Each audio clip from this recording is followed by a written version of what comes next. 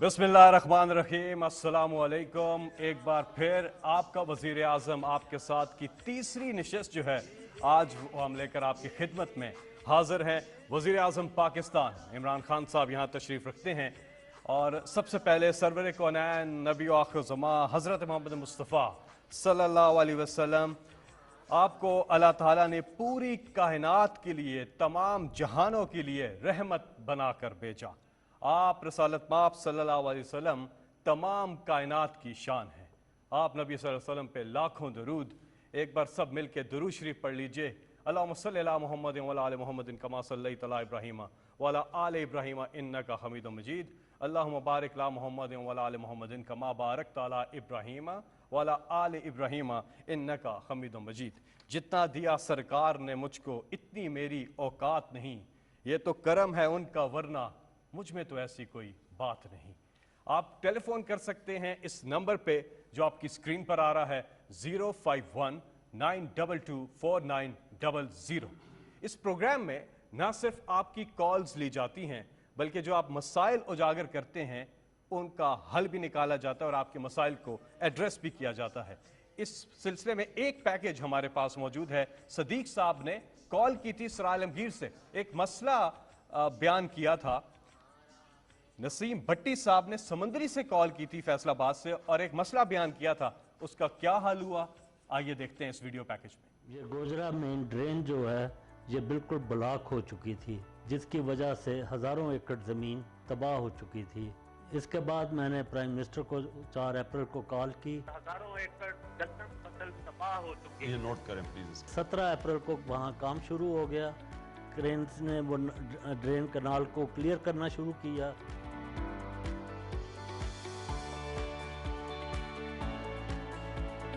ਫੌਰੀ ਐਕਸ਼ਨ ਲਿਆ। 9 ਦਿਨਾਂ ਬਾਅਦ ਇੱਥੇ ਆ ਸੇਮ ਤੇ ਕੰਮ ਸ਼ੁਰੂ ਹੋ ਗਿਆ। ਤੁਹਾਡੇ ਸਾਹਮਣੇ ਕੰਮ ਆ ਸਾਰਾ, ਡਾਲੇ ਦੀ ਖਿਲਾਈ ਹੋ ਰਹੀ ਆ। ਹੁਣ 6 ਸਾਲ ਤੋਂ ਬਾਅਦ ਵਜ਼ੀਰ ਆਜ਼ਮ ਇਮਰਾਨ ਖਾਨ ਨੇ ਇਸ ਮਸਲੇ ਨੂੰ ਹੱਲ ਕੀਤਾ ਹੈ। मैं बेहद खुश हुआ कि और मुझे यकीन हो गया था कि मेरे इलाके के लोगों का मसला हल हो जाएगा। 150 ਪਿੰਡ ਜਿਹੜਾ ਹੈਗਾ ਇਮਰਾਨ ਖਾਨ ਦਾ ਸ਼ੁਕਰੀਆ ਅਦਾ ਕਰਦਾ। जी तो आपने ये पैकेज देखा। वज़ीर आज़म पाकिस्तान इमरान खान साहब यहाँ तशरीफ़ रखते हैं। आप कॉल कर सकते हैं 051-922-4900 पे। जी वज़ीर आज़म साहब प्रोग्राम का आगाज़ करते हैं, आप कुछ कहना चाहेंगे आगाज़ में? जी बिस्मिल्लाहिर्रहमानिर्रहीम, इय्याका नअबुदु व इय्याका नस्तईन। देखिए, मैं सबसे पहले अपनी कौम से जो सबसे अहम बात करना चाहता हूँ वो ये कि अल्लाह ने पहले 2 कोरोना के जब वेव्स आए, जब कोरोना पहली दफ़ा दोनों दफ़ा हमारे मुल्क में जब ऊपर गई, तो एक कौम ने भी स्पेशली ख़ास तौर पे जब पहली दफ़ा कौम ने भी पूरी तरह तावन किया SOPs के ऊपर। और हम वो खुशकिस्मत मुल्क हैं जो कि अपने हमसायों को देख लें और बल्कि दुनिया में भी देख लें, हम वो मुल्क हैं और बड़ी आबादी 22 करोड़ लोगों की आबादी कि हम बड़ी अल्लाह के करम से अच्छी तरह निकल गए। हमने अपनी लॉकडाउन भी नहीं किया जो जिससे बहुत गुर्बत पैदा होती है। हिंदुस्तान में 22 करोड़ लोग गुर्बत की लकीर से नीचे गए हैं। जितनी हमारी सारी आबादी है, लॉकडाउन्स की वजह से जो उन्होंने पहली दफ़ा लगाए, 22 करोड़ लोग मुतासर हुए, उनकी ज़िंदगी गुर्बत से नीचे गए। तो हम उधर से भी बच गए और अल्लाह का करम है कि हमने दोनों तरफ से अपनी कौम को बचा लिया। अब ये तीसरा वेव है हिंदुस्तान में। अगर आप देख लें कि क्या हालात हैं, बांग्लादेश में बड़ी तेज़ी से ऊपर जा रहे हैं केसेस, नेपाल में जा रहे हैं, ईरान में जा रहे हैं, हमारे इर्द गिर्द ये सारे हमारे हमसाए हैं। तो अगर उसके मुकाबले में पाकिस्तान देखें तो हमें अल्लाह ने अभी भी बचाया हुआ है। तो मैं ये चाह रहा हूँ कि ये जो ईद की छुट्टियाँ हैं, अपनी कौम का, अपने लोगों का, अपने बड़ों का अभी से ख्याल रखें। जितनी आप एहतियात करेंगे, मैं आपको यकीन दिलाता हूँ कि उतना ही हम इस अजाब से निकल जाएंगे। अगर खुदा न खास्ता हमने एहतियात ना की, پھر سے میں یہ کہتا ہوں کہ ہندوستان میں جو آج حالات ہیں، اور مجھے بڑا افسوس ہوتا ہے دیکھ کے کہ جس طرح کے وہاں ہسپتال بھرے ہوئے ہیں، سڑکوں پہ لوگ مر رہے ہیں، آکسیجن کی کمی ہے، اور ابھی بلکہ کیسز بڑھتے جا رہے ہیں، نیچے نہیں آ رہے۔ ہمارا جو تیسری بھی جو ویو ہے، ہمارے اب کیسز اوپر نہیں جا رہے، ہمارے اب سٹیڈی ہو گئے ہیں۔ میں کل ہسپتال میں بھی گیا، میں نے خود پیمز میں جا کے ڈاکٹر سے بھی بات چیت کی، تو انہوں نے بھی مجھے یہ خوشخبری سنائی کہ وہ جو تیزی سے کیسز اوپر بڑھ رہے تھے وہ اب نیچے نہیں آ رہے، لیکن تیزی سے اوپر نہیں جا رہے۔ اس لیے میں آپ سب سے درخواست کروں گا، بلکہ میں آپ سب کو اپنے ملک کے لیے، اپنی قوم کے لیے، اپنی فیملیز کے لیے تاکید کروں گا کہ اب ایس او پیز، اور ایس او پیز کے جو سب سے بڑا ایس او پی ہے وہ یہ ہے، 50% دنیا اب یہ اس تجربے سے نکل چکی ہے کہ 50% یہ کرونا کم پھیلتی ہے اگر آپ نے ماسک پہنے ہوئے، خاص طور پہ بند جگہوں کے اوپر، خاص طور پہ جدھر زیادہ لوگ جمع ہوتے ہیں۔ کھلی جگہوں کے اوپر پھر بھی اگر فاصلے ہیں تو پھر گزارا ہو جاتا ہے، لیکن جدھر قریب ہیں لوگ اور بند جگہ ہیں ادھر ضرور یہ عید کی چھٹیوں میں ماسک پہنیں، اپنے آپ کو بچائیں، اپنے بزرگوں کو بچائیں، اپنے جو بیمار لوگ ہیں ان کو بچائیں، اپنی قوم کو بچائیں، کہ مجھے لاک ڈاؤن نہ کرنا پڑے۔ لاک ڈاؤن کا سب سے بڑا نقصان غریب لوگوں کو ہوتا ہے، غربت پھیلتی ہے، چھابڑی والے، ریڑھی والے، دہاڑی دار، یہ سب متاثر ہوتے ہیں جب لاک ڈاؤن لگتا ہے۔ تو یہ عید کی چھٹیوں میں ہم نے آپ کو کہا کہ اگر پرہیز کر لیں، ایک مختلف قسم کی عید کر لیں، تو یہ جو مشکل، یہ جو اوپر ایک تیزی سے کیسز بڑھ رہے تھے، جو ابھی تک ہمارے ہسپتال بچے ہوئے ہیں، ہم انشاءاللہ اس تیسرے ویو سے بھی نکل جائیں گے۔ 05192249000 ہمارے ساتھ پہلے کالر کون ہے؟ السلام علیکم۔ السلام علیکم۔ جی بات کیجیے گا۔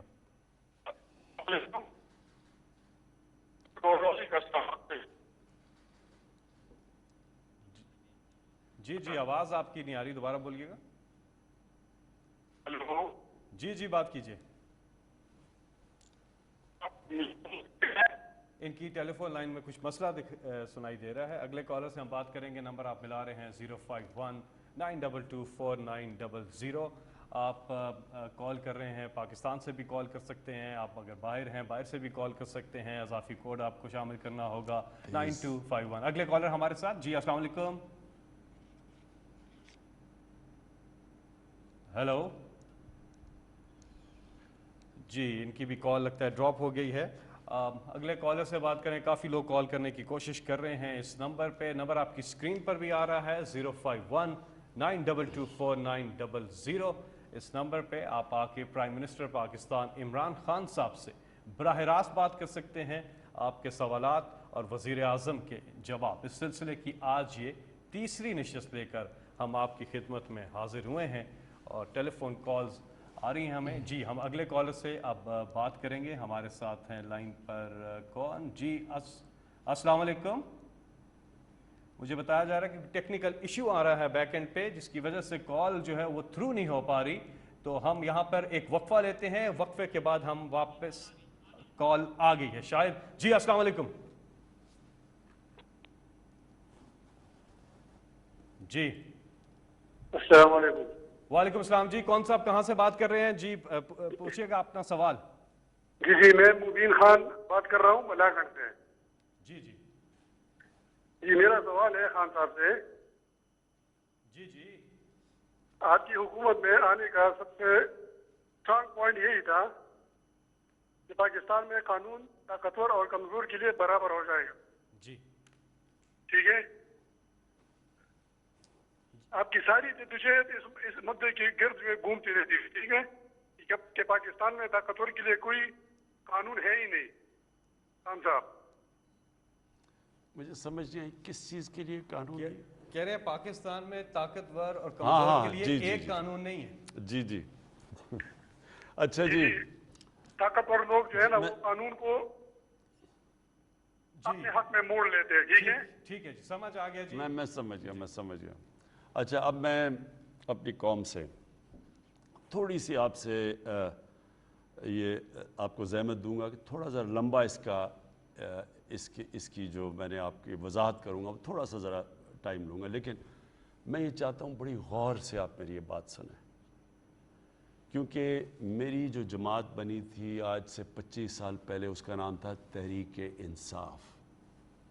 یہ کیوں میں نے جماعت بنائی تھی، جبکہ اللہ نے ایک انسان کو سب کچھ دے دیا تھا، سب سے زیادہ شہرت ملی تھی، جتنی اللہ نے مجھے جو دیا تھا پیسے میری ضرورت کے مطابق بہت تھے۔ میں یعنی ایک وہ انسان جس کو کوئی کام کرنے کے، میرے پاس جتنا پیسہ تھا میں کچھ بھی نہ کرتا تو اپنی زندگی گزار سکتا تھا۔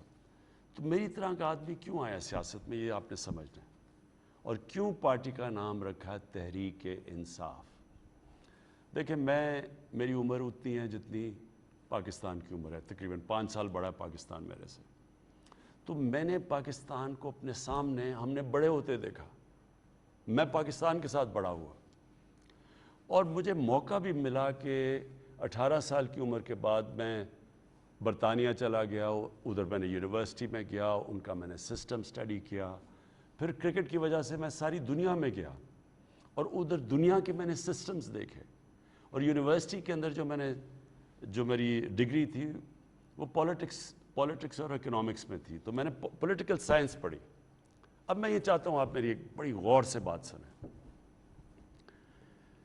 دنیا کی تاریخ میں جو سویلائزیشن، جو قوم اوپر گئی ہے، اس میں سب سے بڑا کام اس نے یہ کیا تھا، قانون کی بالادستی لے کے آئے تھے۔ جو باقی دنیا سے بہتر ان کی قانون کی بالادستی تھی۔ دیکھیں، 2 قسم کے قانون ہیں، ایک انسانی قانون ہے جدھر قانون کی بالادستی ہے، اور دوسرا جانوروں کا قانون ہے جدھر طاقت کی بالادستی ہے، مائٹ از رائٹ ہے۔ جنگلوں میں آپ وہ جب دیکھتے ہیں یہ جو جانوروں کے پروگرام دیکھتے ہیں، اینیمل پلانٹ یا نیشنل جیوگرافک پہ، تو وہاں کیا ہوتا ہے؟ جو طاقتور ہوتا ہے وہ کمزور کو کھلے عام مارتا ہے، کوئی اسے پوچھنے والا نہیں ہے، اور جو کمزور ہے وہ چھپتا پھرتا ہے۔ تو جو انسانی معاشرہ ہے اس میں فرق یہ ہے کہ وہاں قانون ہوتا ہے، اور قانون کا مطلب کیا ہوتا ہے؟ کمزور کو طاقتور سے تحفظ دینا۔ کمزور اور طاقتور جتنا اچھا آپ کا قانون ہوتا ہے، کمزور اور طاقتور قانون کے سامنے ایک برابر ہوتے ہیں۔ جب میں آپ کو مدینہ کی ریاست کی بات کرتا ہوں، لوگوں کو سمجھ جی مدینہ کی ریاست ہے جی، سوئچ آن ہو گیا، ایک دم دودھ کی نہریں بہنی شروع ہو گئی۔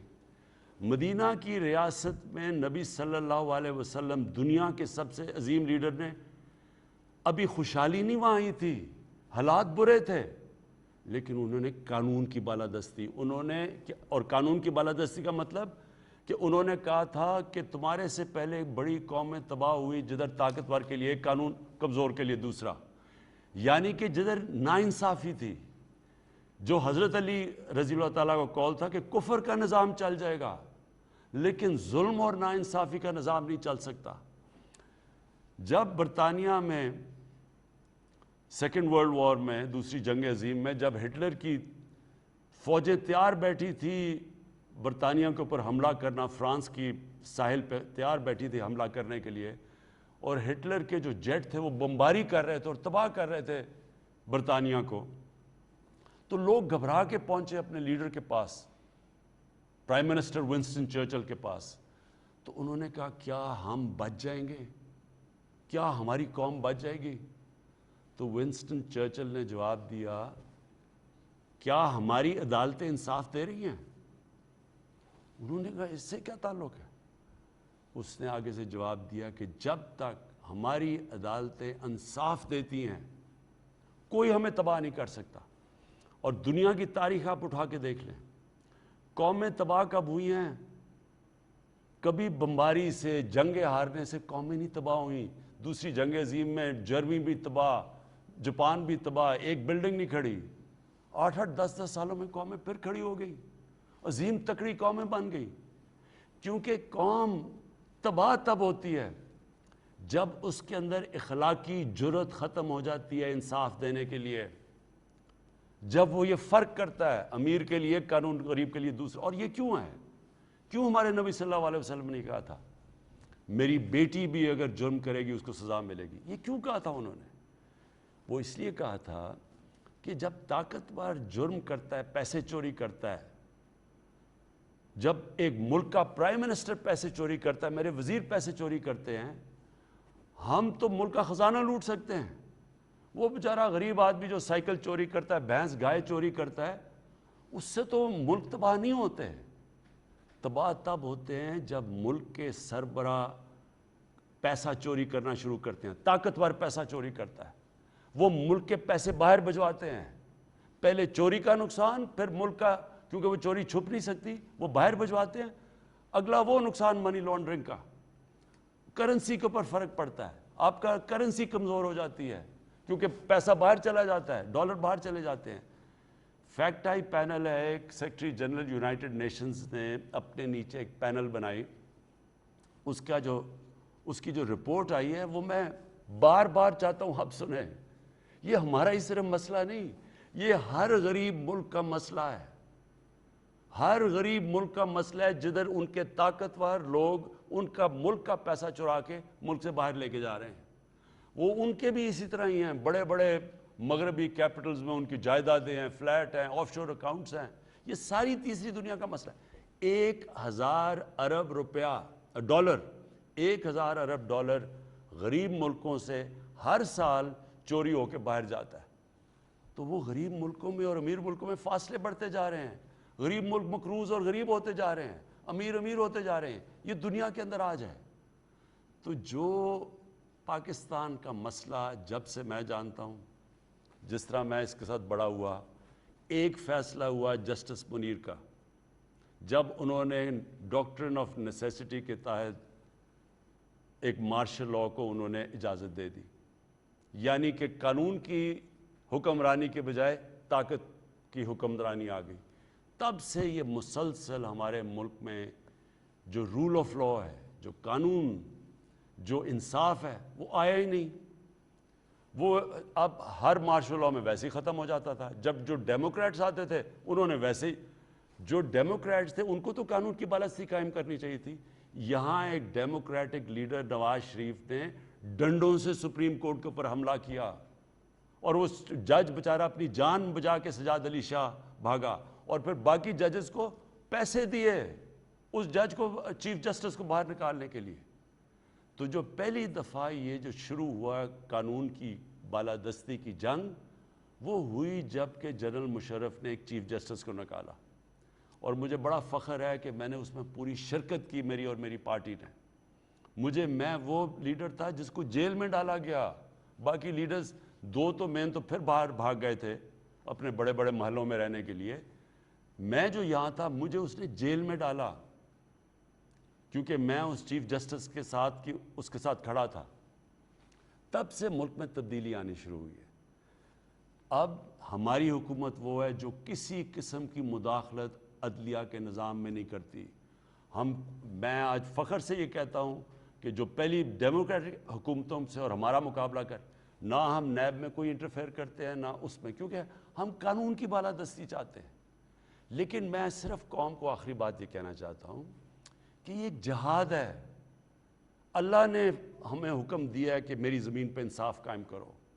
ये जो ताकतवर को कानून के नीचे लाना है, ये एक जहाद है। मैं इसको जहाद समझता हूँ, क्योंकि जिस दिन हम ये कामयाब हो गए, क्योंकि ये जो माफियाज हैं, ये माफियाज कौन है? माफिया का मतलब क्या है? माफिया का मतलब ये है कि जो एक करप्ट निज़ाम से फ़ायदा उठा रहे हैं, जो ये पॉलिटिकल लोग हैं जिन्होंने 30 साल इस मुल्क को लूटा है, ये सारा जो माफिया बैठा है, ये नहीं चाहेगा कानून की बालादस्ती आए। ये हर किस्म की चीज़ें हरबे इस्तेमाल करेंगे जमहूरियत के नाम पे। ये फिर जिस तरह शुगर माफिया बैठा हुआ है, शुगर माफिया ये भी नहीं चाहेगा कि कानून आए, ये इदारे काम करें, कंपटीशन कमीशन काम करे। क्योंकि ये भी फ़ायदा उठा रहे हैं करप्ट निज़ाम से, और माफियाज बैठे हुए हैं हर जगह के ऊपर, वो लोग बैठे हुए जो फ़ायदा उठा रहे हैं। तो ये कौम तब तक हम वो अजीम कौम नहीं बन सकेंगे जब तक हम इंसाफ नहीं कायम करेंगे पाकिस्तान में। और इंसाफ का मतलब बजाय ताकत की हुक्मरानी, कानून की हुक्मरानी। तो इनका सवाल का, क्योंकि मैंने یہ میری اس کی وجہ سے میں سیاست میں آیا تھا. تحریک انصاف، انصاف کی جد و جہد لڑنے، جہاد لڑنے، یہ 25 سال سے یہ ہے اصل میں میری جہاد. اور جب میرے پاکستانیوں ہم کامیاب ہو گئے، اور ہم انشاءاللہ ہو رہے ہیں، ہم بڑے قریب پہنچ رہے ہیں ادھر. جو سٹیٹس کو ہے، جو مافیاز ہیں پوری طرح لڑ رہے ہیں اپنی وہی ایک وہ قانون رکھنے میں جس میں یہ قانون کے اوپر ہیں. اور ہم جو میں ساری قوم ہے، میں آپ کو صرف یہ کہ آپ نے میرے ساتھ کھڑے ہونا ہے. مجھے اللہ نے ٹریننگ دی ہوئی ہے مقابلہ کرنے کے لیے. میں آپ کو اس مافیا کا مقابلہ، سارے مافیاز کا مقابلہ کر کے اور انشاءاللہ جیت کے دکھاؤں گا. جی بہت بہت شکریہ وزیر اعظم صاحب. اگلے کالر ہمارے ساتھ. السلام علیکم. وعلیکم السلام. فیصل بھائی میری آواز آ رہی ہے؟ جی جی بالکل کلیئر آ رہی ہے. بات کیجیے گا وزیر اعظم سے. خان صاحب السلام علیکم. میرا نام وقاص نسیم ہے سر، اور میں باغ آزاد کشمیر سے تعلق رکھتا ہوں. جی جی خان وقاص صاحب، وزیر اعظم صاحب، کیا آپ کو یہ ریئلائزیشن ہے کہ کشمیری قوم آپ سے کتنی انسیت، اپنائیت اور خلوص رکھتی ہے؟ اور اس کی وجہ ہے جس دلیری سے یونائٹڈ نیشن کے اندر آپ نے ان کا مقدمہ پیش کیا، بالا کوٹ واقعے کا جس بہادری سے آپ نے جواب دیا، کووڈ-19 کے دوران جس طرح فیڈرل گرانٹ کے تھرو آپ نے کشمیری قوم کی مدد کی، انصاف صحت کارڈ کے تھرو 10 لاکھ تک کے مفت علاج کی سہولت آپ نے 12 لاکھ کشمیری خاندانوں کو دی، اور کشمیر کا جو سب سے بڑا مسئلہ تھا 18 سے 20 گھنٹے لوڈ شیڈنگ گزشتہ حکومتوں میں ہوتی تھی اور جو اب ختم ہو چکی ہے. لیکن خان صاحب ہم مایوسی محسوس کرتے ہیں کشمیری لوگ کہ جب انٹرنیشنل فورم پہ کشمیر کا نام آتا ہے تو ساتھ کراس بارڈر ٹیررزم، گھس بیٹھیے، ایکسٹریمزم، ریلیجس انٹالرنزم کا لفظ آتا ہے. لیکن ہندوستان میں جب اقلیتوں کے ساتھ ظلم کیا جاتا ہے، مسلمانوں کو اسٹیٹ سپانسرڈ ٹیررزم کا نشانہ بنایا جاتا ہے، تو دنیا خاموش رہتی ہے. جس کی مثال ہے سر کہ ہندوستانی آرمی کے ایک کرنل نے سمجھوتا ایکسپریس میں مسلمانوں کو زندہ جلا دیا، دنیا خاموش تھی. ہندوستان نیوی کا ایک سرونگ کمانڈر بلوچستان میں کلبھوشن یادو دہشت گردی کرتے ہوئے پکڑا گیا، دنیا خاموش رہی. اور اب خان صاحب جو سب سے خطرناک صورتحال ہے کہ چند دن پہلے 7 کلو یورینیم 235 جو 90% پیور تھی، جو ایٹم بم بنانے میں استعمال ہوتی ہے، وہ ایک شخص کے پاس 9 سال سے موجود تھی اور وہ اسے اسمگل کرنے کی کوشش کر رہا تھا. لیکن پوری دنیا کی میڈیا آؤٹ لیٹس اور انٹرنیشنل فورمز خاموش ہیں. کیا جی وقاص دیکھیں، ایک ریالٹی ہے، یعنی دنیا میں جو مغربی میڈیا، جو مغربی ممالک ہیں، وہ جب یہ ہیومن رائٹس اور یہ ایشوز اٹھاتے ہیں تو وہ اس لیے نہیں اٹھاتے کہ ان کو کوئی بہت زیادہ فکر ہے ہیومن رائٹس کی. وہ اس کو بدقسمتی سے استعمال زیادہ تر کرتے ہیں اپنی فارن پالیسی آبجیکٹیوز کو آگے کرنے کے لیے. یہ حقیقت ہے. انہوں نے فیصلہ کیا ہوا ہے، مغرب ممالک نے، ان کو خوف آیا ہوا ہے چائنا کا. چائنا جس تیزی سے آگے بڑھ رہا ہے تو ان کو یہ ڈر لگا ہوا ہے کہ چائنا آگے جا کے یہ مغربی ممالک سے آگے نہ نکل جائے. اس لیے انہوں نے یہ فیصلہ کیا ہے کہ ہندوستان کو تیار کریں چائنا کے خلاف ایک مضبوط طاقت بنانے میں. تو جب ان کے فارن پالیسی آبجیکٹیوز میں ہندوستان آ جاتا ہے جو کھڑا ہوگا چائنا کے خلاف، جو بالکل یہ احمقانہ سوچ ہے، وہ چائنا کے خلاف نہیں کھڑا ہو سکتا، بلکہ ہندوستان اپنی تباہی کرے گا اگر وہ کھڑا ہوتا ہے. لیکن وہ یہ کوشش کر رہے ہیں کیونکہ وہ اس کے خلاف کھڑا کریں، وہ سب کچھ پھر بھول جاتے ہیں کہ ہندوستان میں اقلیتوں سے، مسلمانوں سے کیا ہو رہا ہے، اقلیتوں سے کیا ہو رہا ہے. ہندوستان کے اندر جس طرح انہوں نے ہندو سپریمسٹ آئیڈیالوجی، یعنی وہ خود یہ اس کو تنقید کرتے ہیں. میں یہ ضرور کہوں گا کہ پہلی دفعہ باہر کے اخبار، مغربی اخبار اب اس کی تنقید کرتے ہیں، پہلے نہیں کرتے تھے. اور اس میں ہمارا پاکستان کا بہت بڑا ہاتھ ہے. ہم نے ہر فورم میں اٹھایا، ہمارا اس فورن آفس کا بہت بڑا ہاتھ ہے. انہوں نے پوری طرح ہم نے کیمپین کی اور اس کی وجہ سے آج اویئرنیس ہے ساری باہر کہ یہ جو ایک ہندوتا، یہ جو ان کی RSS آئیڈیالوجی ہے، یہ بالکل ایک طرف مغرب کچھ کہہ رہا ہے کہ دنیا کو لیکچر دیتا ہے انکلوسیونیس اور ہیومن رائٹس کی، اور دوسری طرف بالکل اس کے خلاف ہے. لیکن اس کے باوجود جو ان کو کشمیریوں کے ساتھ کھڑا ہونا چاہیے اس وقت، اور جو ہم نے پوری کوشش کی ہے دنیا میں شعور پیدا کرنے کی، بدقسمتی سے وہ اس طرح کشمیریوں کے ساتھ نہیں کھڑے جو ظلم ہو رہے ہیں کشمیریوں کے ساتھ. لیکن میں آخر میں یہ کہنا چاہتا ہوں کشمیر کے لوگوں کو کہ یہ میں بار بار کئی دفعہ سنتا ہوں کہ جی پاکستانی بات چیت شروع کر دی ہے ہندوستان سے، یا پتہ نہیں کیا کر دیا. میں آپ کو ایک واضح چیز کہنا چاہتا ہوں، جب تک ہندوستان واپس نہیں جاتا جو 5 اگست کو انہوں نے قدم اٹھائے ہیں، اور جو کشمیر کے اوپر جو انہوں نے اسٹیٹ ہوڈ لی ہے، جب تک واپس 5 اگست کے اوپر واپس نہیں جاتا، پاکستان کی حکومت کوئی ہندوستان سے بات چیت نہیں کرے گی. آپ کی کالز کا سلسلہ جاری ہے. یہاں پہ وقت ہوا ایک وقفے کا، اس کے بعد پھر حاضر ہوتے ہیں.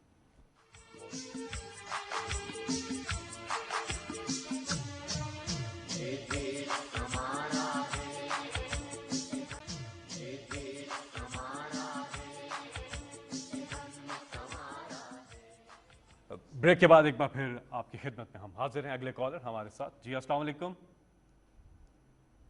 وعلیکم السلام. جی بات کیجیے گا. جی کون کہاں سے بات کر رہی ہیں؟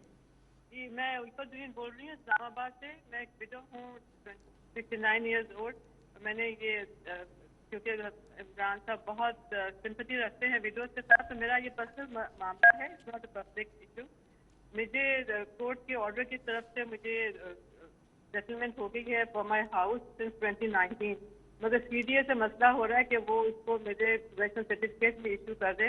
مے بی دے وانٹ رشوت، مگر مجھے پتا نہیں چلتا. میرے کمپلین کرنے میں بلکہ انہوں نے کسی میرے نیبر کچھ ہیں ریٹائرڈ آرمی کرنل، ان کے ساتھ مل کے میرا ٹیکس تک جو میں نے بیوٹیفائی کیا ہوا تھا سنس 13 ایئرز اس کو ڈیمالش کر دیا، جس میں میچور فروٹ اور لوکل ٹریز ہیں. تو میں چاہتی ہوں کہ مجھے اس کے لیے میرا پوزیشن سرٹیفکیٹ ایشو کرے کہ میں گھر بیچ سکوں، کیونکہ میں I want to move on. This is my only property. I have nothing else. تو میں اس چیز کے لیے ٹھیک، میں اس طرح کروں گا. دیکھیے جی میں اس طرح کروں گا کہ آپ اگر بعد میں آپ کا نمبر لے کے تو ان کو آپ پوری ڈیٹیلز دے دیں، کیونکہ ہم نے سی ڈی اے کو اب انسٹرکشنز دی ہوئی ہیں کہ سارا کچھ ڈیجیٹل کریں، یعنی سارا کچھ آن لائن لے کے آئیں تاکہ لوگوں کو تکلیفیں نہ ہوں، ان کے مسئلے 1 ونڈو آپریشن کریں. تو یہ بہت ضروری ہے کہ آپ مجھے ایگزیکٹ کیس بتائیں گے، کیونکہ میں خود میٹنگز لیتا ہوں ساری پاکستان کے اندر. یہ جو ہماری ہاؤسنگ جو ہماری ریگولیٹرز ہیں جس طرح C D A, L D A, اور جو ہماری پوری کوشش ہے کیونکہ ان کے اندر چیزیں جا کے پھنس جاتی ہیں اور پھر وہ پیسے مانگتے ہیں، تو اس کے لیے ہم اب ہر چیزیں ان کی ریگولیشنز کم کرتے جا رہے ہیں. تو میں اگر آپ یہ ایگزیکٹ لکھوا دیں تو ہم انشور کریں گے کہ جو بھی آپ کا مسئلہ ہے امیجیٹلی حل ہو. جی اگلے کالر ہمارے ساتھ. السلام علیکم. وعلیکم السلام. جی بات کیجیے وزیر اعظم. جی میں عاصم شریف بات کر رہا ہوں اسلام آباد سے. I am a P H D scholar. میرا تعلق ایک غریب گھرانے سے ہے. میں 2004 میں ایف آئی اے میں بطور assistant network administrator grade 17 پہ اپوائنٹ ہوا، جو کہ ایک ٹیکنیکل پوسٹ تھی. 2005 میں مجھے اس وجہ سے ٹرمینیٹ کر دیا گیا کہ that I have good relations with the inspector at Islamabad airport who was arrested in a case and the whole shift was terminated. ان سب کے خلاف ایف آئی آر ہوئی، ان سب کو جیل بھیج دیا گیا. میرے اگینسٹ کوئی چارج نہیں تھا اور بعد میں ان سب کو بحال بھی کر دیا گیا، ایون سب پروموٹ بھی کیے گئے. میں نے ہر فورم پہ اپیل کی، ایون ڈی جی ایف آئی اے نے میری ریکمنڈیشن سیکرٹری انٹیریئر کو بھیجی ہوئی ہے کہ مجھے بحال کیا جائے، میں بے قصور ہوں. لیکن جن لوگوں کے وسائل تھے اور پولیٹیکل اپروچ تھی وہ سب بحال ہو گئے، اور میرا سیاسی تعلق اور وسائل نہ ہونے کی وجہ سے میں پچھلے 16 سالوں سے دھکے کھا رہا ہوں میرے ساتھ. اوکے، یہ 16 سال ویسے بڑا ٹائم ہے، لیکن ہم چیک کرتے ہیں اس کا. پلیز یہ رکھ لیں آگے. جی عاصم صاحب آپ سے رابطہ کیا جائے گا. اگلے کالر ہمارے ساتھ. جی السلام علیکم. جی السلام علیکم جناب فیصل صاحب. جی بات کیجیے گا وزیر اعظم عمران خان میں صاحب. ذوالفقار بات کر رہا ہوں جرمنی میونخ سے سر. جی تو پرائم منسٹر صاحب سے بات کرنی تھی جناب. جی سن رہا ہوں ذوالفقار صاحب. جناب مسٹر پرائم منسٹر صاحب، سب سے تو پہلے اللہ تعالیٰ کا بڑا شکر ہے آج کہ مجھے موقع مل رہا ہے آپ سے بات کرنے کا، کہ اپنے دل کی بات بتاؤں آپ کو. اور یہ جو آپ نے سر وہ کام شروع کیا ہے کہ اوورسیز پاکستانی کی وہ امداد کر رہے ہیں، آپ ان کی بات سن رہے ہیں، جائز جو میسیوں میں ہو رہا ہے और पिछले दिनों जो आपने सऊदी अरब के वो पूरी एम्बेसी को सस्पेंड किया है, मेरे ख्याल में सर लोगों की बहुत दुआएं होंगी आपके साथ सर, और ये बहुत बड़ा। और सर मेरा एक काम है जी, मैं 13 साल से यहाँ पे मुकीम हूँ अपनी फैमिली के साथ।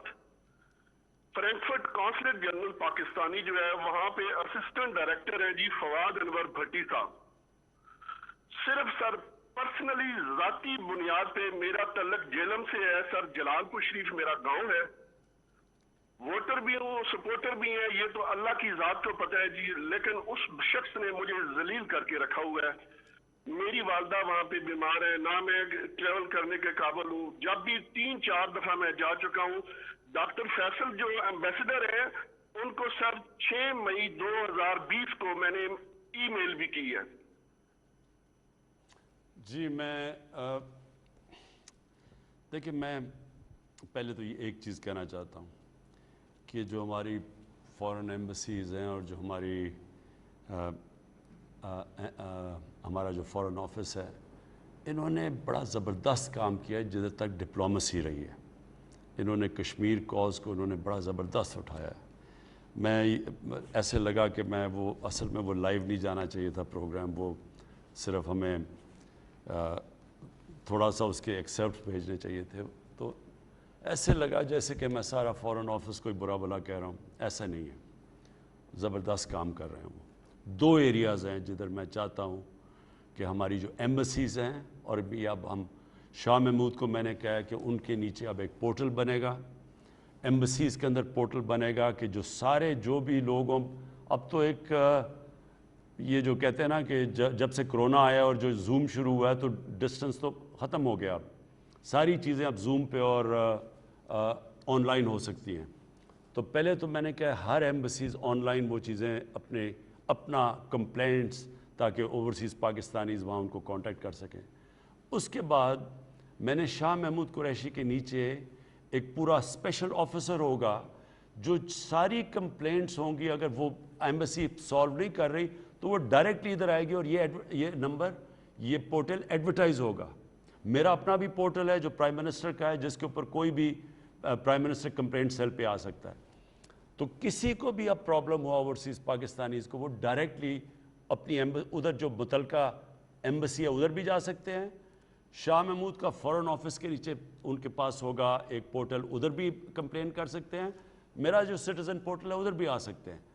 हमने जो 2 जगह अपनी एम्बसीज़ को ठीक करना है, एक काउंसलर सर्विसेज जो हमारे लोग बाहर हैं, बहुत बड़ा हमारा असासा है, हम उनको सही माने में सर्विस करें।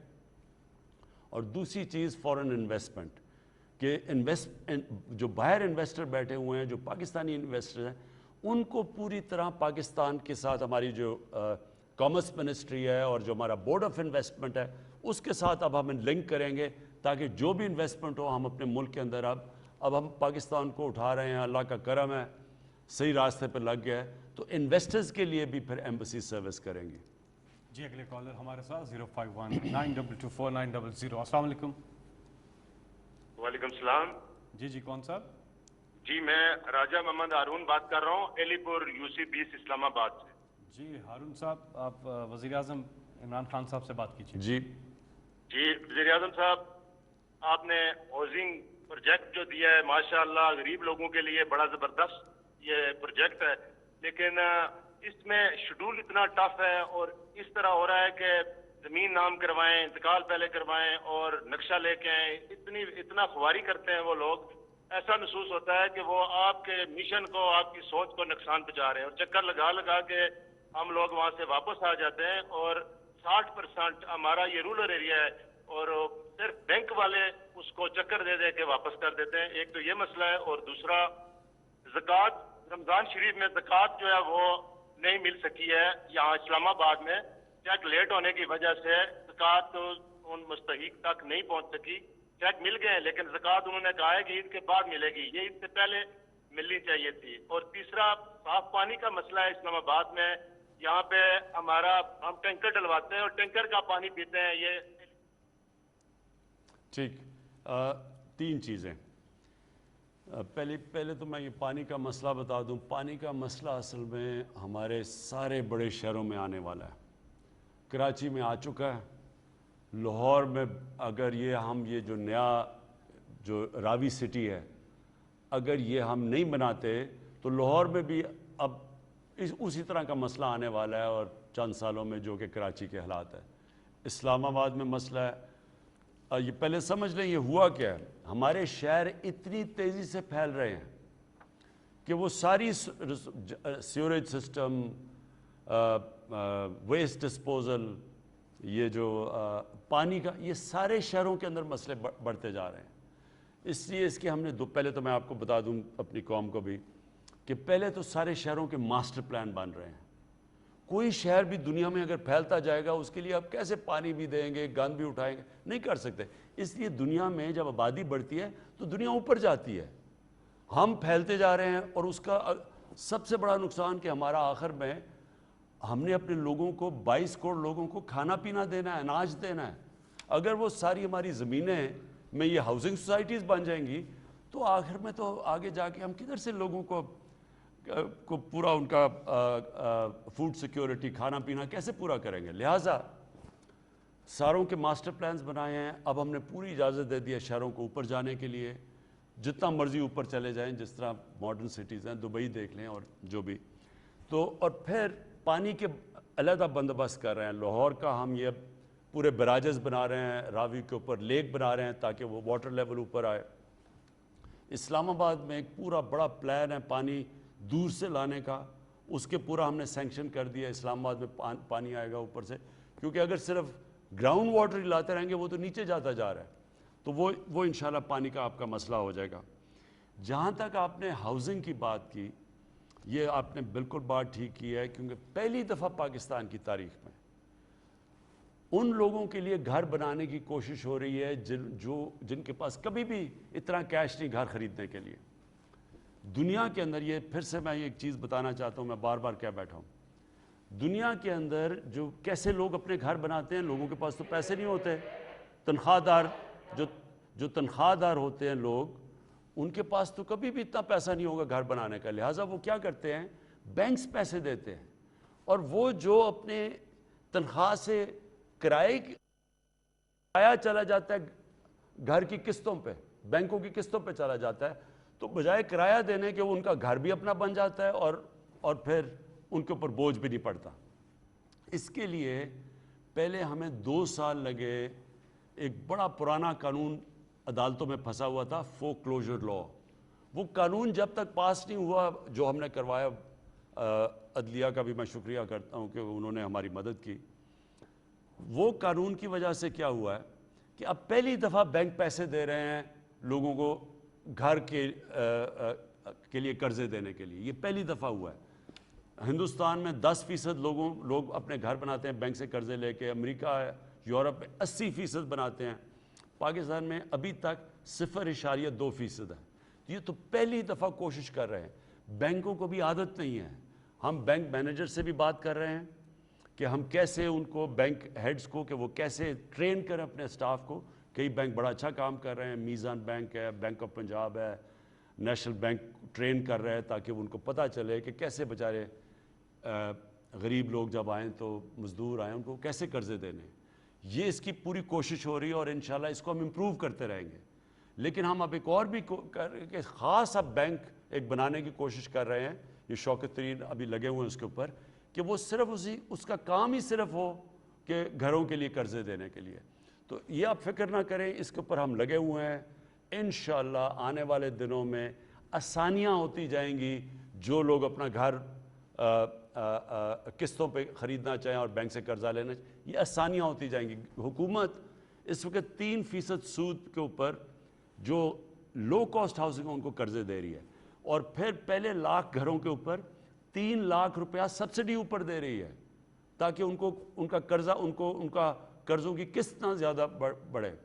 और तो बैंक भी सस्ते कर्जे दे रहे हैं, हुकूमत भी, स्टेट बैंक मदद कर रही है इसमें, स्टेट बैंक भी, ताकि कर्जा ये सूद ज़्यादा ना हो। हुकूमत उसके ऊपर 3 लाख रुपया सब्सिडी भी दे रही है। और इंशाअल्लाह और जो घर बनाने वाली कंस्ट्रक्शन कंपनीज़ हैं उनको भी हम इंसेंटिव्स दे रहे हैं। ان کے لیے بھی ہم نے ٹیکس کم کر دیا تاکہ وہ بھی زیادہ تاکہ شرکت کریں اس میں. جی اگلے کالر ہمارے ساتھ 05192249000. السلام علیکم. السلام جی، میں شاہ حسن بات کر رہا ہوں لاہور سے. جی السلام علیکم. آپ وزیر اعظم عمران خان صاحب سے بات کیجیے گا. جی السلام علیکم سر. ہاں جی سر، میں شاہ حسن بات کر رہا ہوں لاہور سے. پہلے تو میں نے آپ سے شکریہ ادا کرنا تھا کہ جو امیزون والا کام ہوا ہے وہ ہمارے لوگوں کو آئیڈیا نہیں کہ کتنی بڑی چیز ہوئی ہے لوگوں کے لیے، تو اس کے لیے آپ کو تھینک یو ادا کرنا تھا. تو دوسرا میں نے بات یہ کرنی تھی کہ بے شک ہمیں یہ فیسلٹی تو مل گئی ہے امیزون کی، لیکن ان کا کرائٹیریا اتنا اسٹرکٹ ہے کہ اگر ہمارے جو سیلرز ہیں انہیں ان کا کرائٹیریا مل نہ کیا تو ہمارے لیے بہت زیادہ پرابلم ہو سکتی ہے، اور خدا نہ خاصہ آگے جا کے کوئی ایشوز بھی ہو سکتے ہیں. تو اس میں کیا تھا؟ ہاں یہ ابھی یہ میں آپ کو عرض کروں، یہ اللہ نے بڑی ہماری کامرس منسٹری بڑی دیر کی کام کر رہی تھی. یہ بہت بڑا کام ہو گیا جو امیزون اب پاکستان میں آپریٹ کرے گا. اس سے اتنا آسان ہو جائے گا لوگوں کے لیے اپنی چیزیں ایکسپورٹ کرنا. یہ تو ایک ہم یعنی اللہ کا بڑا کرم ہوا ہے، اور ہمارا نوجوان آبادی ہے، اور ہمارے موقع مل جائے گا کہ کوئی بھی چیز ایکسپورٹ کرنی ہے وہ امیزون کے تھرو. تو یہ تو لیکن ابھی شروعات ہے. ابھی انشاءاللہ یہ آپ کے لیے حکومت بھی مدد کرے گی کہ کیسے ہم آپ کے لیے آسانیاں کر سکتے ہیں تاکہ آپ بھی یہ امیزون کا پورا طرح فائدہ اٹھائیں. تو امیزون پاکستان میں آ رہا ہے اور اس سے بھرپور فائدہ اٹھائیے. جیسے ہی آئے گا تو اس میں مزید آسانیاں آپ کے لیے پیدا کی جائیں گی، کوالٹی کنٹرول کیا جائے گا، اور ایکسپورٹ کے حوالے سے جو پارسل وغیرہ ہیں ان کے مسائل بھی حل کیے جائیں گے. اگلے کالر ہمارے ساتھ. جی السلام علیکم. جی السلام علیکم فیصل بھائی. جی وعلیکم السلام. جی کون صاحب؟ پرائم منسٹر صاحب کو میرا سلام. میں ان سے ایک عرض کرنا چاہتا ہوں کہ یہ جو آپ نے یہ کورونا کے اوپر جو ٹائمنگ تھی آپ کے رستو صاحب نے جو ہے تو ٹائمنگ کم کی تھی، تو اس کی وجہ سے بازاروں میں بہت زیادہ رش بڑھ گیا تھا، تو جس کی وجہ سے کورونا کا مسئلہ پیدا ہوا ہے. اور نمبر 2 میں آپ کو یہ بتانا چاہتا ہوں جو ویکسین سینٹر ہے وہاں اتنا سلو پروسیجر ہے کہ 3-3 4-4 گھنٹے وہاں باری نہیں آتی ہے. اور نمبر 3 میں پرائم منسٹر صاحب کو یہ ایک بات پوچھنا چاہتا ہوں کہ آپ عمرے سے جب واپس آئے ہیں تازہ عمرہ کر کے آئے ہیں، اور آپ اپنی ایمانداری سے بتائیں کہ آپ اپنے منشیروں اور وزیروں سے آپ مطمئن ہیں؟ اچھا پہلے تو میں یہ بات ہماری اندر کافی اس کے اوپر گفتگو ہوئی ہے کہ ہم اب کیا کریں کہ ایک طرف ہم چاہتے ہیں کہ لوگ جمع نہ ہوں تو تاکہ کم ہم شاپنگ آورز کم کر دیں. دوسری طرف یہ بالکل آپ کی بات ٹھیک ہے کہ جب آپ کم کرتے ہیں تو وہ زیادہ لوگ آ جاتے ہیں، تو وہ اصل تو مسئلہ یہ ہے نا کہ لوگوں کو جمع نہ کریں ہم. یہ ہے اس کے اوپر بڑی ڈیبیٹ ہوئی ہے آپس میں، اور ہماری NCOC جس نے ابھی تک بڑا زبردست کام کیا ہے، تو وہاں ایکسپرٹس بیٹھے ہوتے ہیں، وہ ہر روز صبح اسی چیز کے اوپر پوری گفتگو کرتے ہیں. یہ سوچ لیں گے اس چیز کے اوپر آگے. لیکن میں صرف یہ کہنا چاہتا ہوں کہ ابھی اس وقت یہ جو ہمارا یہ جو عید کی چھٹیاں، اگر ہم اس کے اوپر احتیاط کر لیں، میں پھر سے کہتا ہوں احتیاط کر لیں، یہ اتنا ہمیں فائدہ ہوگا. کیونکہ جو آگے ہمیں مشکل کام کرنے پڑیں گے، جس میں مطلب ایریاز کو لاک ڈاؤن کرنا پڑے گا یا ریسٹرکشنز لگانی پڑیں گی، جس سے میرا صرف مسئلہ یہ ہے کہ وہ غریب آدمی متاثر ہوتا ہے، کمزور آدمی، چھابڑی والے، وہ جو بیچارے محنت کش ہیں. ہماری طرح کے لوگوں کو کیا فرق پڑے گا اگر آپ لاک ڈاؤن بھی کر دیں گے، ہم اپنے گھروں میں چلے جائیں گے. تنخواہ یہ جو گورنمنٹ سرونٹس ہیں ان کی تنخواہیں مل رہی ہیں ان کو بھی نہیں فرق پڑتا. لیکن وہ جو ہر روز پیسے کما کے اپنے گھر میں پیسہ لے کے جاتا ہے اپنے بیوی بچوں کو کھانا کھلانے کے لیے، وہ پس جاتا ہے. میں پھر سے آپ کو بتا رہا ہوں 22 کروڑ لوگ ہندوستان کے اندر غربت کی لکیر سے نیچے گئے ہیں جب سے انہوں نے لاک ڈاؤن لگایا. اور اس لیے وہ اب نریندر مودی ڈر ہے لاک ڈاؤن لگاتے ہوئے، حالانکہ وہاں اب تباہی مچی ہوئی ہے. اس کو ڈر یہ لگ گیا کہ اگر میں پھر سے لاک ڈاؤن لگایا، حالانکہ کئی شہروں میں لگ گیا ہندوستان میں، کیونکہ وہاں جس طرح حالات ہیں آپ کے سامنے ہیں، آپ اب جب تصویریں دیکھیں تو بڑے ہمیں تکلیف ہوتی ہے دیکھ کے. لیکن اس کو پتہ ہے کہ اگر لاک ڈاؤن لگایا اس طرح تو یہ جو سارا نچلا طبقہ ہے جو انفارمل لیبر ہے یہ تو تباہ ہو جائے گا. تو امیر ملکوں کے اندر غریب لوگوں کا برا حال ہے جو امیر ملک میں بھی ہیں، تو یہاں ہمارا تو بہت برا ہے. اس لیے میں آپ سے بار بار تاکید کرتا ہوں کہ پوری طرح احتیاط کریں. یہ سمپل چیز ہے, یہ تو اتنا مشکل نہیں ہے نا, ہر جگہ بس یہی لگا کے پھر اسی سے نیچے آ جاتا ہے. اچھا دوسری بات آپ نے کی وزیروں, ہاں اچھا ویکسین کا میں آپ کو بتا, دیکھیں ہم کوشش کر رہے ہیں, دعا کریں ہم کام, ساری دنیا میں ویکسین کی کمی ہو گئی ہے. ہم کوشش کر رہے ہیں کہ پاکستان کے اندر مینوفیکچر کی جائے ویکسین. اس کے اندر ہماری بات چیت چل رہی ہے اور انشاءاللہ خوشخبری دیں گے آپ کو. اور ایک اور چیز انہوں نے پوچھی تھی کہ ایمانداری سے بتائیں کہ کیا آپ اپنے وزراء کی کارکردگی سے خوش ہیں؟ دیکھیں یہ ایسے ہے کہ 11 کھلاڑی ہیں میری ٹیم میں, ہر کوئی تو سپر سٹار نہیں ہوتا, کوئی اچھا کرتا ہے کوئی برا کرتا ہے, جو بہت ہی برا کرتا ہے اس کو ٹیم سے نکال کے دوسرے کو لے آتے ہیں, جو اچھا کرتے سٹارز ہوتے ہیں تو وہ تو سب کے سامنے آ جاتے ہیں. ہمارے کئی وزراء بڑا زبردست کام کر رہے ہیں اور کئی وزراء اگر وہ اچھا کام نہیں کریں گے تو پھر ٹیم بدلنی پڑے گی. یہ آپ اس کا جواب ہے. اگلے کالر ہمارے ساتھ جی. السلام علیکم.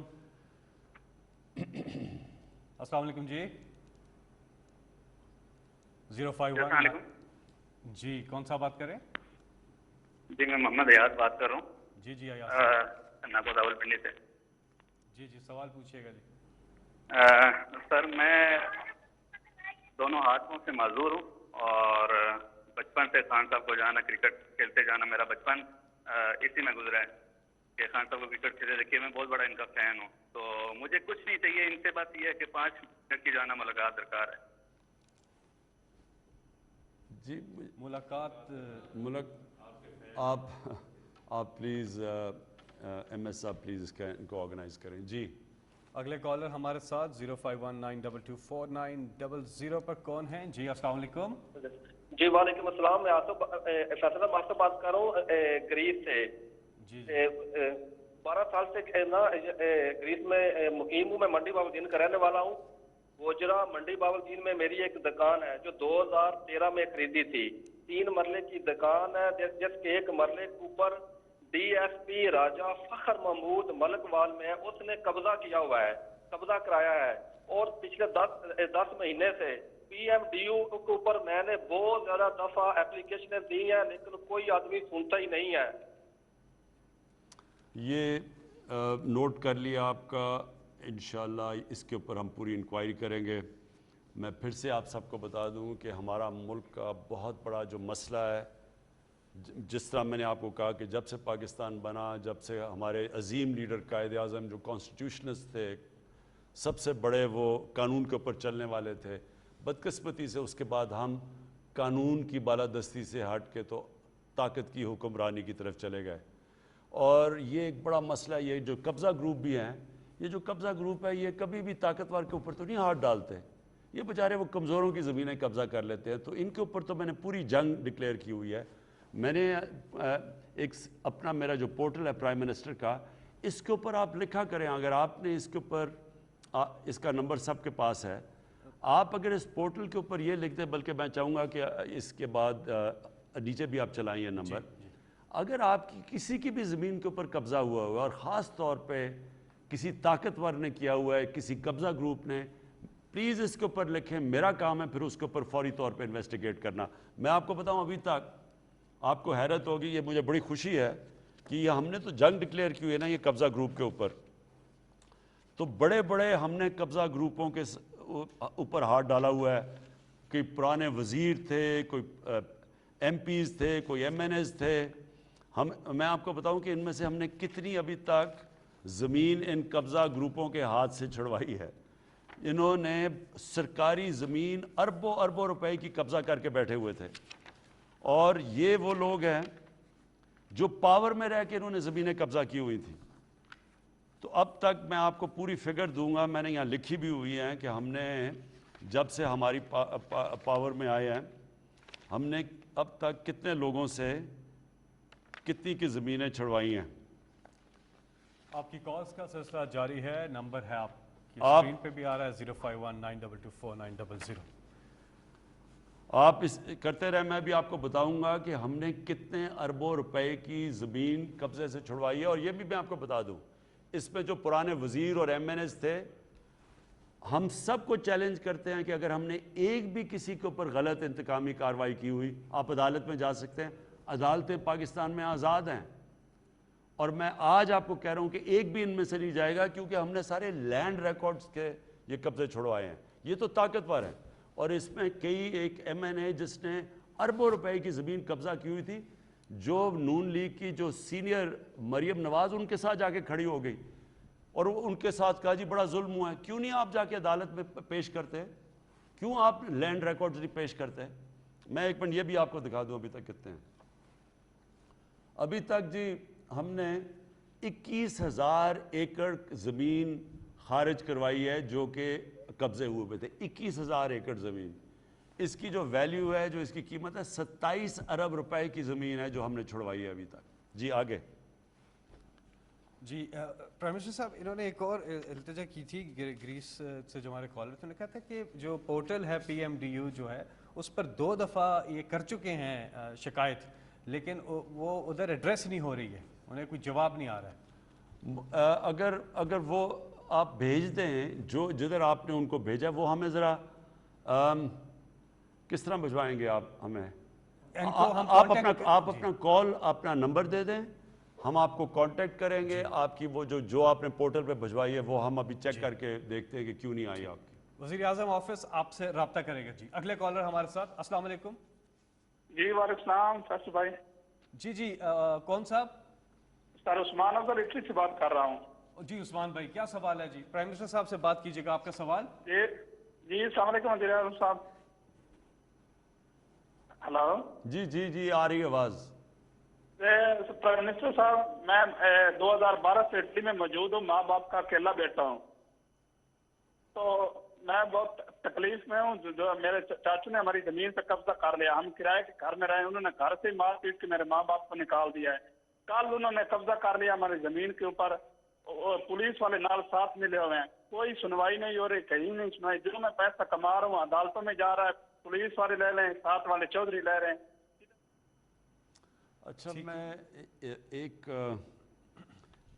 اس وقت ہم نے جو اصلاحات کی ہیں، یہ بڑا مسئلہ پاکستان میں کہ جب زمین کا کیس عدالت میں جاتا ہے تو وہ پھر آپ کے بچے ہی، اگر میں کیس کروں گا تو بچوں کے ٹائم میں شاید وہ کیس کا حل ہو جائے. یعنی 30 40 سال کیس پڑے رہتے ہیں. ہم نے ایک سول پروسیجر کوڈ کے اندر اصلاحات کی ہیں. آج پختونخوا کے اندر وہ چل رہی ہیں. آج اسلام آباد میں وہ اصلاحات ہے کہ وہ کیس زمین کا بھی ہو تو وہ 1 سال کے اندر حل ہوگا. صرف اس وقت پنجاب میں کسی وجہ سے وہ رکا ہوا ہے. ہم نے پنجاب کی اسمبلی نے بھی اس کو پاس کیا ہوا ہے. یہ میں چیک کروں گا کدھر پھنسا ہوا ہے. میرے خیال میں عدالت نے کوئی آبجیکشن لگایا ہوا ہے اس کے اوپر. دیکھیں، یہ بڑا ضروری ہے کہ ہم اپنے ملک کے اندر اپنی ایک تو کرمنل پروسیجر کوڈ ہے، اس کے اندر لگے ہوئے ہیں ریفارم کرنے کے لیے، لیکن جو سول پروسیجر کوڈ ہے جس پہ یہ زمینوں کے کیسز ہیں، اس کے اوپر ہم اصلاحات کر چکے ہیں. لیکن ابھی تک جو پنجاب کے اندر یہ نہیں ہوئی، اور یہ پلیز ہم چیک کرنا، آپ نے بتانا ہے کہ پنجاب میں کس وجہ سے رکی ہوئی ہے. اس سے ہوگا یہ کہ آپ کے 1 سال میں مسئلے حل ہو جائیں گے. لیکن آپ کا جو کیس ہے، آپ مہربانی کر کے ہمیں یہ بات میں نے نوٹ کر لیا آپ کا نمبر. ہم آپ سے بات کریں گے اور پھر دیکھیں گے کہ ہم قانون کے طریقے سے کیسے آپ کا چھڑوا سکتے ہیں. جی آپ کی کالز کا سلسلہ متواتر جاری ہے. بہت سی لوگوں کی کال نہیں مل پا رہی ہوگی کہ بہت زیادہ لوگ اس وقت کال کر رہے ہیں اور ملٹیپل لائنز بھی موجود ہیں. آپ ضرور کوشش کیجئے اور آپ کی کال انشاءاللہ مل جائے گی. اب اس وقت ہم ایک وقفہ لے رہے ہیں اور وقفے کے بعد پھر دوبارہ حاضر ہوں گے.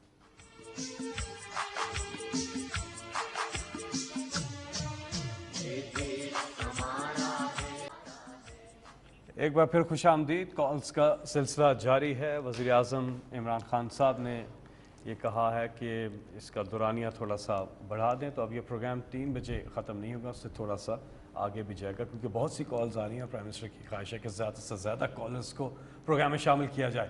اگلے کالر ہمارے ساتھ. جی السلام علیکم. السلام علیکم سر، فیصل بات کر رہا ہوں بلوچستان ڈسٹرکٹ پنجگور سے. جی بات کیجیے گا. جی وزیر اعظم عمران خان صاحب. جی سر السلام علیکم سر. جی سن رہا ہوں جی. سر میں پنجگور سے بات کر رہا ہوں. میں 3 ایشوز پہ سر ڈسکس کرنا چاہوں گا. ایک تو روزگار کا، دوسرا امن امان کا، اور تیسرا تعلیم کے اوپر تھوڑا سا نا. جی تو रोजगार का सर इस हवाले से मैं कहना चाहूँगा कि हमारा बॉर्डरी इलाका है, यहाँ तकरीबन 90% जो है लोगों का जो वाबस्ता है बॉर्डर के साथ, और इसको थोड़ा सा अगर सिस्टमेटिक किया जाए तो बेहतर है। जी मैं पहले इसका जवाब दे दूं। ये बहुत बड़ा सारा वक्त हम इसी के ऊपर लगे हुए हैं कि कैसे वहाँ, बल्कि सिर्फ बलूचिस्तान का इलाका नहीं बल्कि जो पुराना कबायली इलाका था उसका वो जो सारा इलाका, वहाँ कोई बॉर्डर नहीं था, तो वहाँ ज़्यादातर लोग जिसको जो तजारत जिसको कहते थे वो स्मगलिंग थी, वहाँ से चीज़ें यहाँ ले आए, टैप ड्यूटी फ्री होती थी वो।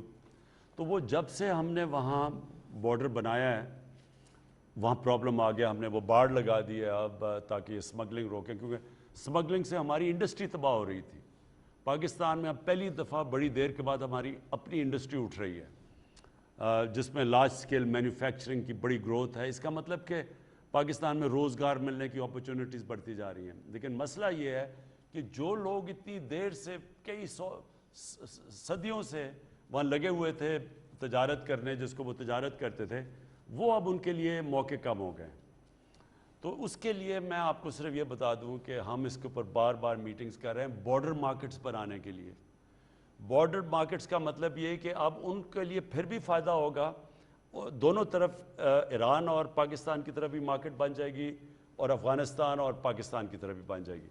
इसका मकसद ये हो गया कि वो लोग बजाय स्मगलिंग करने के अब वो तजारत कर सकेंगे, उनको फिर भी फ़ायदा होगा। इसके ऊपर पूरा काम हो रहा है, बल्कि चंद महीने में ये सारी बॉर्डर मार्केट्स खुल जाएंगी। मसला सिर्फ हमें एक है कि जो ईरान से पेट्रोल स्मगल होता है, अब वो जो ईरान का पेट्रोल है वो यानी उससे आप अंदाज़ा लगाएं कि हम अंदाज़ा लगा रहे हैं हमें 180 अरब रुपए का पाकिस्तान को नुकसान है, क्योंकि वो ड्यूटी के बगैर आता है। और वही पेट्रोल के ऊपर अगर हम ड्यूटी लगा दें तो उससे हमें 180 अरब रुपया फ़ायदा हो सकता है। तो अब हम कोशिश कर रहे हैं कि पहले तो बलूचिस्तान में तो अभी भी ईरान का पेट्रोल आ रहा है, क्योंकि हमारे पास अभी इंफ्रास्ट्रक्चर नहीं है, वहाँ सबको कई बॉर्डर एरियाज़ पे PSO पेट्रोल नहीं दे सकता। लेकिन बलूचिस्तान के बाहर अब हमने रोक दिया है ईरान का पेट्रोल आना, क्योंकि हमें बहुत बड़ा नुकसान हो रहा है उसका। लेकिन जो बॉर्डर मार्केट्स हैं इंशाल्लाह हम वो जो लोग बेरोज़गार होंगे उनके लिए इंशाल्लाह बॉर्डर मार्केट्स के ऊपर हम अब वही उनको रोज़गार देंगे।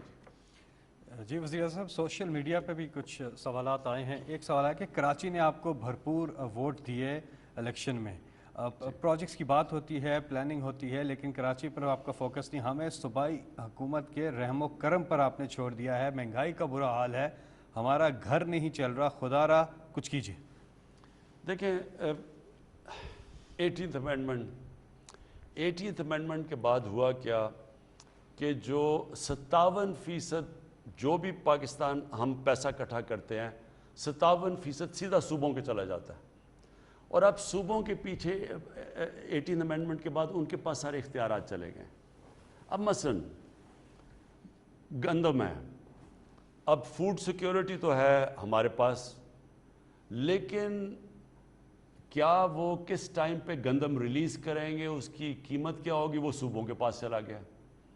अब पंजाब के अंदर जो जिस रेट पे गंदम बिक रही थी और जो सिंध में बिक रही थी उसमें 400 रुपए का फ़र्क था। अब 400 रुपए हम सिंध को कहते रहे कि आप अपनी गंदम रिलीज़ करें, क्योंकि जब वो जो सिंध और जो पंजाब है उन दोनों के पास सरप्लस गंदम है, बाकी बलूचिस्तान और KP के पास और नॉर्दर्न एरियाज़ में उनके पास उनको इंपोर्ट करनी पड़ती है पंजाब और सिंध से। अब जब पंजाब के अंदर तो उन्होंने रिलीज़ करनी शुरू कर दी तो उनकी गंदम की प्राइस 850 पे रुक गई। सिंध के अंदर वो रिलीज़ ना करें, हम कहते रहे फेडरल गवर्नमेंट, वहाँ कीमत चलेगी 1200 1250 पे, तो 400 रुपए का फ़र्क पड़ गया सूबों के बीच में। पंजाब की गवर्नमेंट सिंध में जानी चाहिए। इस तरह नहीं चल सकता। अगर जिम्मेदारी फेडरल गवर्नमेंट की है कीमतें नीचे रखने की, तो फिर हमारे पास अथॉरिटी होनी चाहिए कि कब किस सूबे ने गंदम रिलीज़ करनी है ताकि कीमत नीचे रहे। फिर हमें गंदम इंपोर्ट करनी पड़ी। अब दूसरी चीज़ ये है कि जो आप बात कर रहे हैं कि सिंध के अंदर हमने लावारिस छोड़ दिया, हमारे पास 18th अमेंडमेंट के पास हम और क्या करें। हमने एक सिंध पैकेज तैयार किया हुआ है, कराची का पैकेज तैयार किया हुआ है, अभी मैंने जाके सखर में सिंध का पैकेज अनाउंस किया है, और इसके बावजूद कि हम फेडरल गवर्नमेंट पैसे दे चुकी है सूबों को, उसके बावजूद इजाफी ये पैसा जा रहा है, और कराची के अंदर भी सिंध हुकूमत के साथ मिलके एक कराची पैकेज आ रहा है। जी अगले कॉलर हमारे साथ। अस्सलाम वालेकुम। अस्सलाम वालेकुम जनाब। जी जी वालेकुम सलाम। कौन मैं सा लाहौर से सैयद वासिफ अली जैदी बात कर रहा हूँ। मेरा वजीर आजम साहब से सवाल है। जनाब वजीर आजम साहब अस्सलाम वालेकुम। जी वालेकुम सलाम। आपका शुरू दिन से मौक़िफ़ रहा है कि आप करप्ट हुक्मरानों और गलत प्रैक्टिस से पैसा बनाने वाले ताकतवर लोगों को कानून के कटहरे और इसकी गिरफ्त में लाएंगे। आपने बारहा कहा मैं किसी भी सूरत में इन्हें एनओ नहीं दूंगा। मैं मानता हूँ जनाब कि आपने काफ़ी हद तक अपने इस मिशन के मुताबिक काम भी किया है, लेकिन जनाब आप पिछले 5-6 महीनों से आप हमें शुगर माफिया के सामने बेबस नजर आते हैं, और ख़ास तौर पर अपने दोस्त जहांगीर तरीन से ना सिर्फ आपने मुलाकात की बल्कि उन्हें एनओ भी दे दिया, और लोगों का तो ये मानना है कि अगर आप ऐसा ना करते और उनसे खुफिया मुलाकातें ना करते तो आपका बजट ही पास नहीं होना था। मेरा जी ये बड़ी आपने अच्छी बात की कि एनआरओ मैंने हमेशा कहा था मैं नहीं दूंगा। मैं पहले इसके ऊपर वाज़े हो जाऊं, फिर से मैंने शुरू में बात की थी, मैं फिर से करता हूं। देखें, एक होता है बड़ा डाकू, एक होता है छोटा चोर। छोटा चोर जो होता है ना, वो लोग तंग होते हैं, किसी की चीज़ चोरी कर ली, किसी का मोबाइल फ़ोन चोरी कर लिया, किसी गायब किसी का मोटरसाइकिल चोरी कर लिया, लोग तंग होते हैं। लेकिन इससे कौम कभी तबाह नहीं होती। कौम तबाह होती है जब एक बड़ा डाकू जो मुल्क का सरबराह, वज़ीर आला, वज़ीर आज़म, जब हम चोरी करते हैं हम कौम को तबाह कर देते हैं, मकरूज़ कर देते हैं। अब आपको मैं सिर्फ एक मिसाल देता हूँ। शहबाज शरीफ, इसका जो केस चल रहा है, ये जो बाहर जाने की कोशिश, भागने की, जाने की नहीं, भागने की कोशिश कर रहा है, इसके ऊपर सिर्फ ये एक केस है, 7 अरब रुपए का ये मनी लॉन्ड्रिंग का केस है, 700 अरब रुपए का। ये सिर्फ एक केस है, इसके अलावा और केसेस हैं इनके ऊपर इतनी किताबें हैं केसेस की। ये सिर्फ जो पैसा पाकिस्तान में लेके आते हैं, जब इन्हें उनकी एक बीवी को घर लेना पड़े तो वो पैसा आ जाता है, वो बेटे ने नथिया गली में या डूंगा गली में घर बनाना है तो फिर वो टीटी आ जाती है, गाड़ी लेनी हो तो बाकी इनका पैसा बाहर पड़ा हुआ है। तो ये सोचें कि अगर 7 अरब रुपया सिर्फ एक, ये जो हमने पकड़ा है, ये टिप ऑफ द आइसबर्ग है। जो बाकी इनके पास, जो शरीफ और नवाज शरीफ के पास, जो इनके बेटे अरबों रुपए के वहाँ घरों में रह रहे हैं, वो किधर से पैसा आया? वो यहाँ का पैसा चोरी होके गया। अब आप सारे पाकिस्तान के जेल के कैदियों को इकट्ठा कर लें जिन्होंने चोरी की है। मैं आपको लिख के देता हूँ कि जितने पाकिस्तान में 70,000 जितने भी जो चोरी पे गए हुए हैं, उनकी सबकी चोरी कर दें, वो भी 7 अरब रुपया नहीं बनता। तो इसलिए जब बड़ी करप्शन होती है, जो हुक्मरान करते हैं, ये मुल्क को तबाह कर देती है। इसलिए मैंने कहा कि जनरल मुशर्रफ ने जो 2 एनआरओ दिए थे जरदारी को और नवाज शरीफ को, 10 यानी आप सबसे सुने कि 6,000 अरब से 30,000 अरब पे पाकिस्तान का 10 साल में कर्जा गया, उससे तबाही की है मुल्क को। आज जो हम डूबे हुए हैं कर्जों के ऊपर और सूद देने पे और किस्तें, उसकी वजह से फंसे हुए हैं। तो मैंने ना तब कभी आपको शुरू में भी कहा, ना मैं आज, मैं कभी किसी को एनआरओ नहीं दूंगा।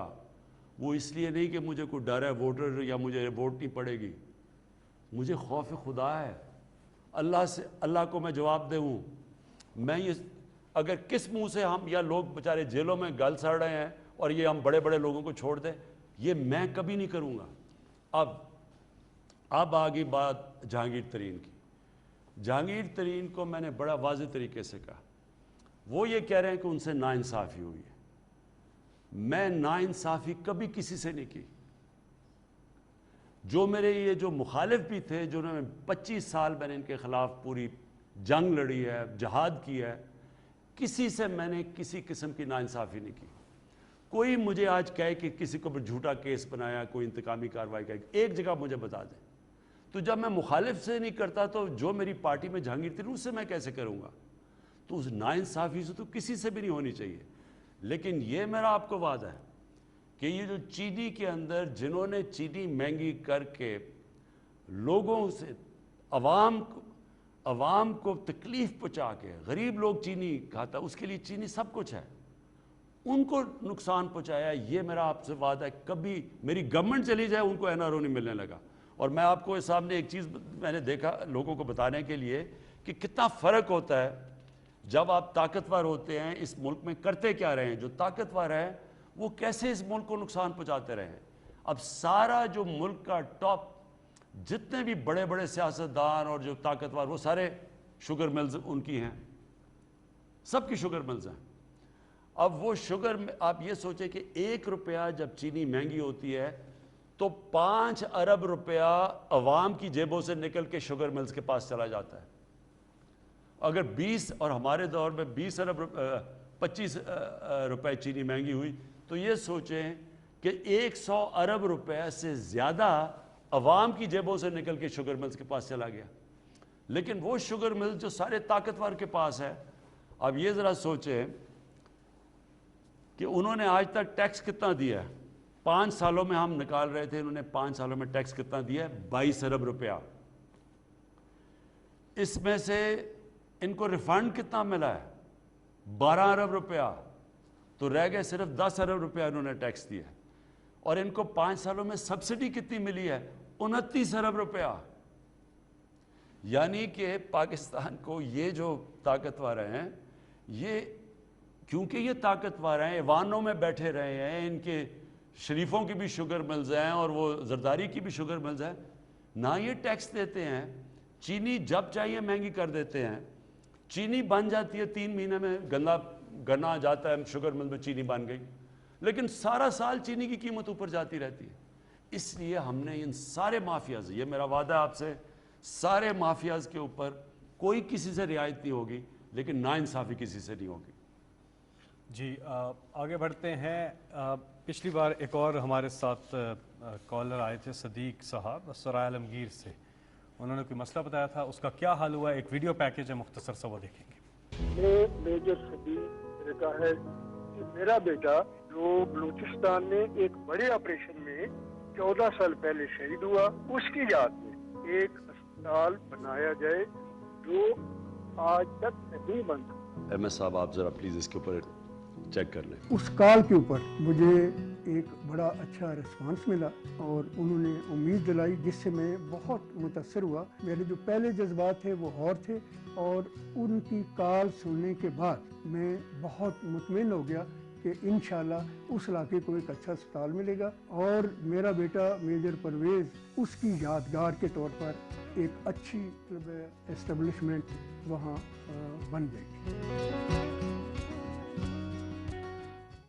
جی وزیر اعظم صاحب، ایک سوشل میڈیا پہ ایک سوال آیا ہے، وہ کہہ رہے ہیں کہ مہنگائی سے ہمارا برا حال ہے، کچن نہیں چل پا رہا، اکانومی کے کیا حالات ہیں، ذرا ہمیں بتائیے، اور کب تک یہ مہنگائی ختم ہوگی؟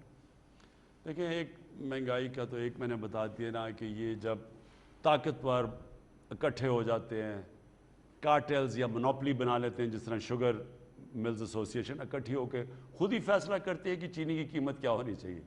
یعنی چینی ایک اسینشل آئٹم ہے، یہ گورنمنٹ کو فیصلہ کرنا چاہیے. اب تک یہ پہلی دفعہ اب گورنمنٹ نے فیصلہ کیا ہے اور چینی کی قیمت نیچے آئی ہے، نہیں تو وہ وہی فیصلہ کرتے تھے کہ چینی کی قیمت کیا ہونی چاہیے. اس کے علاوہ میں آپ کو صرف ایک دینا چاہتا ہوں، کیونکہ میرے سے بار بار، اور یہ ہے ہمارے لیے بڑی تکلیف دہ چیز، میں آپ کو یہ بتا دوں کہ فائنانس منسٹر شوکت ترین کو میں نے صرف 2 وجہ سے لے کے آیا ہوں. ایک کہ ان کی ذمہ داری ہے کہ قیمتیں نیچے لے کے آئیں، انفلیشن کو روکیں، قیمتیں روکیں، اور دوسرا کہ گروتھ ریٹ بڑھائیں، یعنی ہماری اکانومی بڑھے تاکہ لوگوں کو نوکریاں ملیں. اس 2 وجہ سے میں شوکت ترین کو لے کے آیا ہوں. لیکن اس سے پہلے میں آپ کو ذرا گرافز دکھانا چاہتا ہوں، کیونکہ یہ سارا وقت مجھے جو سب سے زیادہ تنگ کرتی ہے چیز وہ ہے مہنگائی. پہلے تو یہ میں آپ کو بتانا، کیونکہ جب پیٹرول اور ڈیزل مہنگا ہوتا ہے تو ساری چیزیں مہنگی ہو جاتی ہیں، کیونکہ ٹرانسپورٹ مہنگی ہو جاتی ہے. یہ میں یہ چاہتا ہوں ذرا اس گراف کے اوپر آپ بڑا غور سے دیکھیں. یہ گراف کے اندر یہ پاکستان ہے اور یہ پھر ہندوستان ہے. یہاں پاکستان میں سب سے سستا ہندوستان کے مقابلے میں انڈونیشیا، سری لنکا، ترکی، امریکہ، بھوٹان، بنگلہ دیش، چائنا، ہندوستان، یہ سب سے زیادہ سستا آج پٹرول پاکستان کے اندر بک رہا ہے.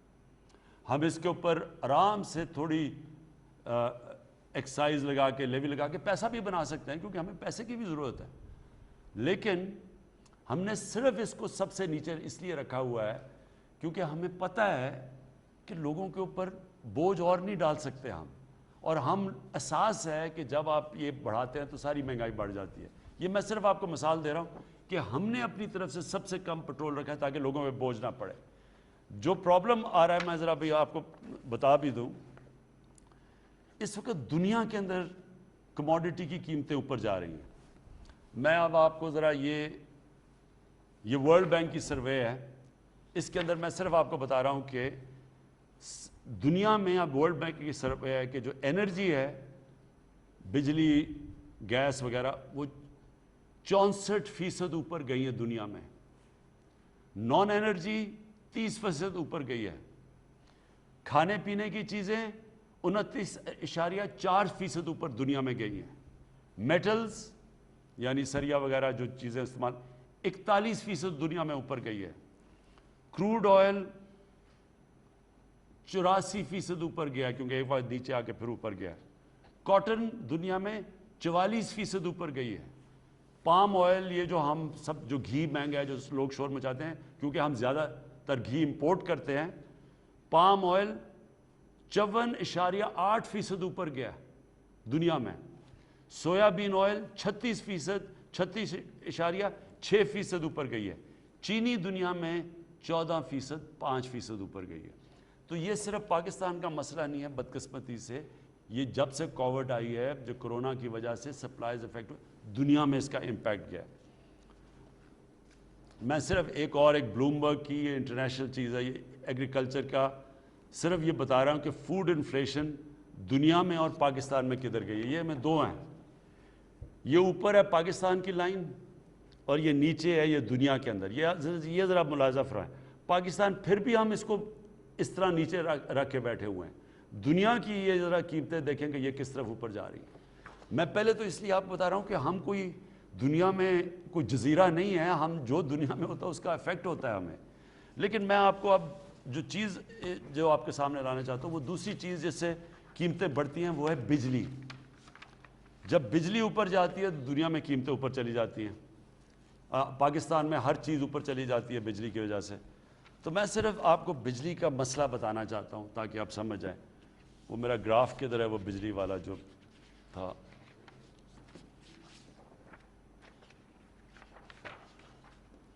अच्छा जी, ये ज़रा देख लें, स्क्रीन पे भी आ जाएगा। पहले तो मैं आपको ये बताऊं बिजली का मसला क्या है। बिजली के जो कॉन्ट्रैक्ट साइन किए गए बिजली बनाने के लिए, वो सारे कॉन्ट्रैक्ट हमारे गवर्नमेंट में आने से पहले के साइन हुए। हमारे जो IPPs के कॉन्ट्रैक्ट्स थे वो कोई 30-30 साल पुराने कॉन्ट्रैक्ट्स हैं, वो साइन किए गए। गैस का कॉन्ट्रैक्ट जो साइन किया गया था कतर से, वो हमारे आने से पहले का साइन किया गया था। और जो इन्होंने कॉन्ट्रैक्ट साइन किए उनके अंदर एक लफ्ज़ इस्तेमाल होता है कैपेसिटी पेमेंट। कैपेसिटी पेमेंट का मतलब ये है कि गवर्नमेंट ने कॉन्ट्रैक्ट किया है एक बिजली घर से कि आप बिजली बनाएं, जितनी भी आप बिजली बनाएंगे गवर्नमेंट खरीदेगी, और अगर गवर्नमेंट उसको इस्तेमाल करे या ना करे हम आपको पैसे पूरे देंगे। ये है कॉन्ट्रैक्ट जिसको कहते हैं कैपेसिटी पेमेंट। ये बड़ा ज़रूरी आपने समझना है कि हमारे से इस वक्त हुआ क्या। जब नून लीग की हुकूमत आई तो जो कैपेसिटी पेमेंट्स थी वो थी 180 अरब रुपया। ये ज़रा नोट कर लें ये सारी फिगर्स। उनके जब 2013 में 180 अरब रुपया था। जब हमारी गवर्नमेंट आई 2018 में तो वो पहुंच गई 484 अरब रुपए पे। आज वो पेमेंट खड़ी है 900 अरब रुपए पे। और 2023 में ये कैपेसिटी पेमेंट चली जाएगी 1455 अरब रुपए पे। 1455 अरब रुपया का मतलब ये कि अगर हम वो बिजली इस्तेमाल करें या ना करें हमें ये पैसा देना पड़ेगा। अब ये हमने कॉन्ट्रैक्ट नहीं साइन किए, ये हमारे ऊपर ये पूरा बोझ पड़ा हुआ है जो पिछले कॉन्ट्रैक्ट साइन किए हुए हैं। हमारी मुश्किल क्या पड़ी हुई है کہ ہم اب کس طرح اور انہوں نے بجلی کی اتنی جو بجلی یہ بنے گی وہ اتنی زیادہ بنا دی ہے کہ پاکستان کے پاس ڈیمانڈ ہی نہیں ہے اتنی بجلی کی، ہم وہ اتنی بجلی استعمال ہی نہیں کر سکتے۔ اس کے علاوہ گرمیوں میں اور سردیوں میں پاکستان میں بجلی کے اندر 3 گنا زیادہ فرق پڑتا ہے۔ گرمیوں میں اگر ہم بجلی استعمال کرتے ہیں کیونکہ زیادہ استعمال 24,000 میگا واٹ، تو سردیوں کے اندر وہ پہنچ جاتی ہے 9,000 میگا واٹ پہ، لیکن پیسے ہمیں پھر بھی پورے دینے پڑتے ہیں۔ تو پہلے یہ آپ مسئلہ سمجھ جائیں تاکہ جب وہ بجلی مہنگی ہوتے ہیں ہمیں برا بھلا کہتے ہیں، یہ کانٹریکٹ ہم نے نہیں سائن کیے، لیکن ہم نے کیا جب سے آئے ہیں ہم نے پہلے تو آئی پی پیز کے ساتھ بات کی جو پرانے یعنی جو بجلی کے کانٹریکٹ سائن کیے ہوئے تھے۔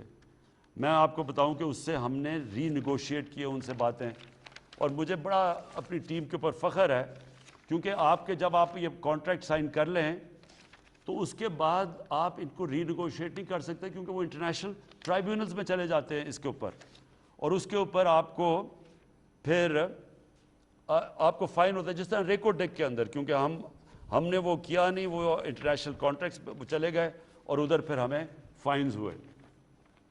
تو میں آپ کو بتاتا ہوں کہ ہم نے بجلی میں کیا کیا۔ ہم نے جو آئی پی پی کے کانٹریکٹس تھے اس میں 134 ارب روپے کا ایک دم ہم نے کم کروائے، 134 ارب روپے، اور 20 سالوں کے اندر 770 ارب روپے کی کمی کروائی ہے جو ہم نے آئی پی پیز کے ساتھ نئی ری نیگوشیٹ کیے کانٹریکٹ جو پرانی گورنمنٹ نے سائن کیے ہوئے تھے۔ دوسری چیز جو قطر ہے، قطر کے ساتھ کہ جو ایل این جی کا انہوں نے کانٹریکٹ سائن کیا تھا پچھلی حکومت نے، وہ 13.37% برینٹ کے اوپر انہوں نے کیا تھا، 13.37% برینٹ کے اوپر۔ ہم نے جو قطر سے کانٹریکٹ سائن کیا یہ ذرا آپ دیکھ لیں، 10.2% پہ وہ اسی قطر سے کیا۔ اس سے پاکستان کو کتنا فائدہ ہوگا؟ اس سے پاکستان کو $300 ملین کا ہر سال کم ہمارا خرچہ ہوگا۔ 10 سالوں کے اندر جو کانٹریکٹ سائن کیا ہے $3 ارب کا ہمیں کم خرچہ پڑے گا، یہ ہم نے نیگوشیٹ کیا ہے۔ تو میں صرف آپ کو یہ بتانا چاہتا ہوں کہ جو اس وقت مسئلے ہمیں مہنگائی کے پڑے ہوئے ہیں کہ یہ ہمارا اس میں ایک تو انٹرنیشنل قیمتوں اوپر چلی گئی، ہم اس کا کیا کریں؟ جدھر ہم کر سکتے تھے پٹرول، ہم نے سب سے علاقوں کے اندر کم پٹرول اور ڈیزل بیچ رہے ہیں اس وقت کیونکہ ہم نے ان کے اوپر لیویز اور ٹیکسز نہیں لگائے۔ جو بجلی کے کانٹریکٹ ہیں بدقسمتی سے ہم پھنسے ہوئے ہیں ان کے اوپر کیونکہ پرانے کانٹریکٹس ہیں، ہم چیلنج کرتے ہیں وہ انٹرنیشنل آربیٹریشن میں چلے جاتے ہیں، ہم اس کا کچھ کر نہیں سکتے۔ انٹرنیشنل کانٹریکٹ سائن کیے ہوئے انہوں نے، ہم کوشش کر کے آئی پی پی سے ہم نے ان کی قیمت کم کی ہے، یہ بھی بڑی بات ہے، ہماری اب ٹیم نے یہ کم کر دیا ہے۔ اور جو پھر گیس کا کانٹریکٹ، کیونکہ ہماری گیس نیچے جا رہی ہے، زیادہ گیس ہمیں باہر سے لانی پڑ رہی ہے، تو گیس کا بھی ہم نے اپنی طرف سے پوری کم قیمت کے اوپر گیس لی ہے تاکہ عوام کے اوپر کم بوجھ پڑے۔ یہاں پہ وقت ہوا ایک وقفے کا، اس کے بعد پھر ہم آپ سے دوبارہ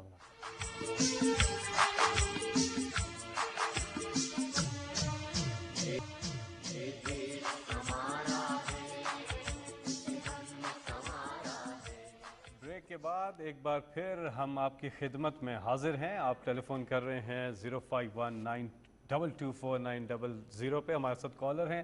جی السلام علیکم۔ وعلیکم السلام جی، میں ارتضیٰ بات کر رہا ہوں لاہور سے۔ جی میرا وزیر اعظم صاحب سے یہ سوال ہے کہ سال 2015 میں ہاؤسنگ فاؤنڈیشن والوں نے ایک سکیم لانچ کی تھی جس میں انہوں نے وعدہ کیا تھا کہ 5 لاکھ روپیہ سرکاری ملازمین سے لے کے ان کو 12 گاؤں میں پلاٹ دیے جائیں گے۔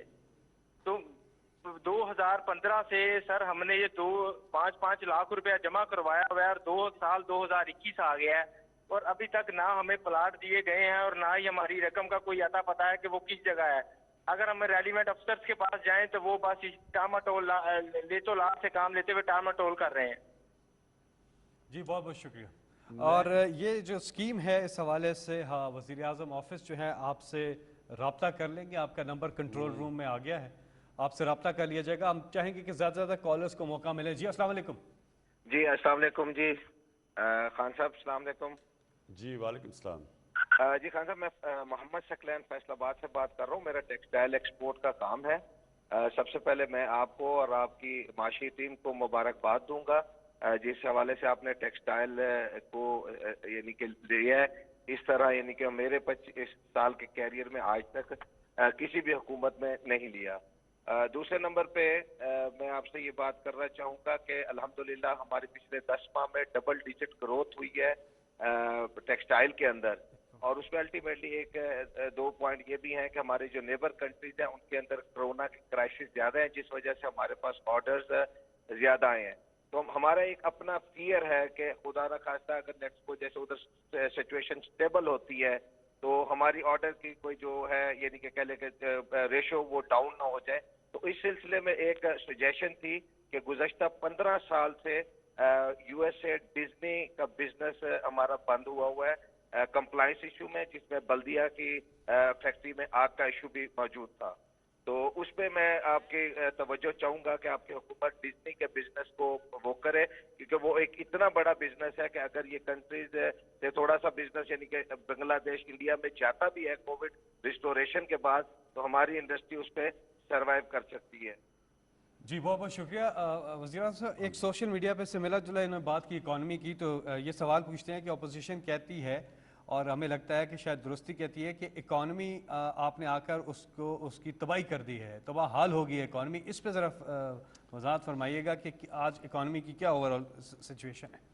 جی میں چلے انہوں نے بھی ٹیکسٹائل کی بات بھی کی اور میں بھی یہ بار بار دیکھتا ہوں جو منہ کھولتا ہے کہ جی اکانومی تباہ ہو گئی، ملک برباد ہو گیا.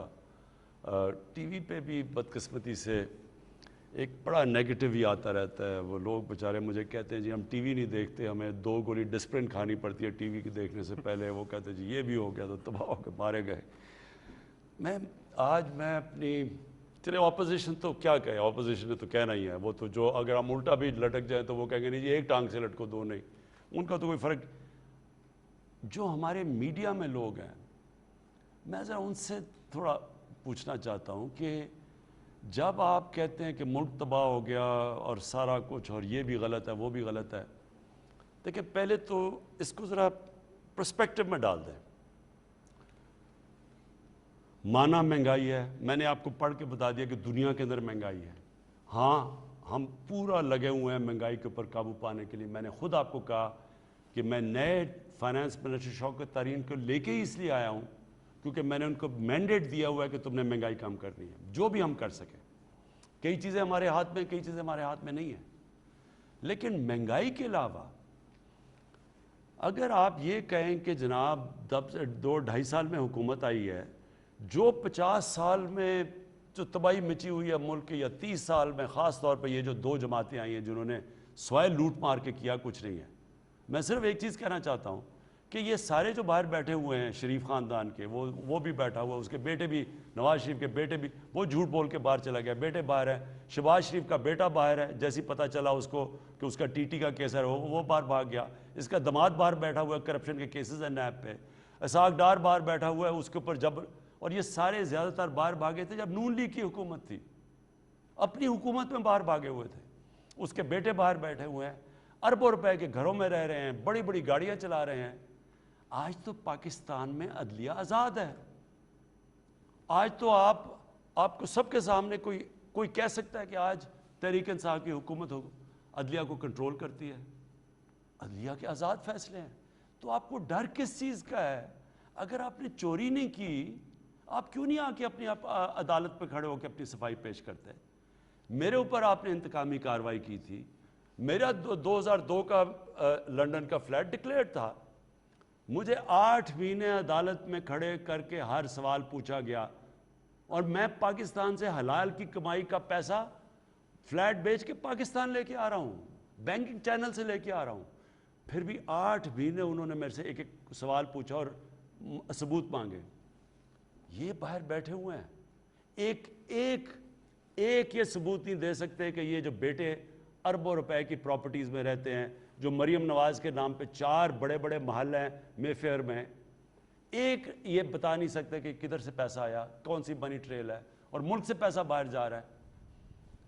اور پھر ابھی یہ جو شہباز شریف ڈرامے کر رہے ہیں، 7 अरब रुपए की, 7 अरब रुपए का सिर्फ एक केस है। बाकी तो इन्होंने जो इनके ऊपर जो चीज़ें हैं, जो इन्होंने पैसा बाहर भिजवाया, तो किसी को अंदाज़ा नहीं है। हम सब लंदन जानते हैं, मैं जानता हूँ लंदन को, मुझे पता है ये किधर किधर रहते हैं। बरतानिया का प्राइम मिनिस्टर उन घरों में नहीं रह सकता जिधर इनके बेटे रहते हैं। तो सबसे बड़ी बात यह है कि अगर आपको फिक्र नहीं है, बजाय वहाँ बाहर बैठ के शोर मचाने के इंतज़ार करें जी कि एनआरओ मिलेगा, तो फिर जिस तरह मुशर्रफ के दौर में बाहर बैठ चले गए, वहाँ जब एनआरओ मिला वापस आ गए। इस बार ये एनआरओ नहीं मिलने लगा। एनआरओ तो मिलना छोड़ें, मैं गवर्नमेंट में हूँ या ना हूँ, जब तक मैं ज़िंदा हूँ मैं आपको तब तक नहीं छोड़ूंगा जब तक आप मुल्क का पैसा वापस नहीं करेंगे। अब आ जाए जी इस चीज़ के ऊपर। हम बैठ के कहते हैं जी हर रोज़ को ये भी तबाह हो गया, वो भी। ये अब तो तबाह नहीं हुआ। ये इदारे जो तबाह हुए हैं, ये जो सारे हमें मिले हैं, ये कोई 1 साल 2 साल में तो नहीं हुए। और ये अपनी कौम को बताना चाहता हूँ, एक नया इदारा बनाना बड़ा आसान है। एक पुराना इदारा जो ख़राब हुआ उसको ठीक करना बहुत मुश्किल काम है। मिसाल देता हूँ, हमने 3.25 साल में शौकत खानम हॉस्पिटल खड़ा किया पेशावर के अंदर, जो इंटरनेशनल स्टैंडर्ड का हॉस्पिटल है। हम वो सरकारी अस्पताल जो LRH और ये जो गवर्नमेंट के सरकारी हॉस्पिटल थे, वो 7 साल से लगे हुए हैं उनकी इस्लाहत करने, और अभी फ़र्क पड़ना शुरू हुआ है। आहिस्ता आहिस्ता फ़र्क पड़ता है। ये याद रख लें कि जब एक इदारा तबाह हो जाता है उसको ठीक करना आसान काम नहीं है। लेकिन मैं सिर्फ एक चीज़ आपके सामने लाना चाहता हूँ कि मैं उन लोगों को, पहले मैं अभी इकॉनमी पे भी आना चाहता हूँ।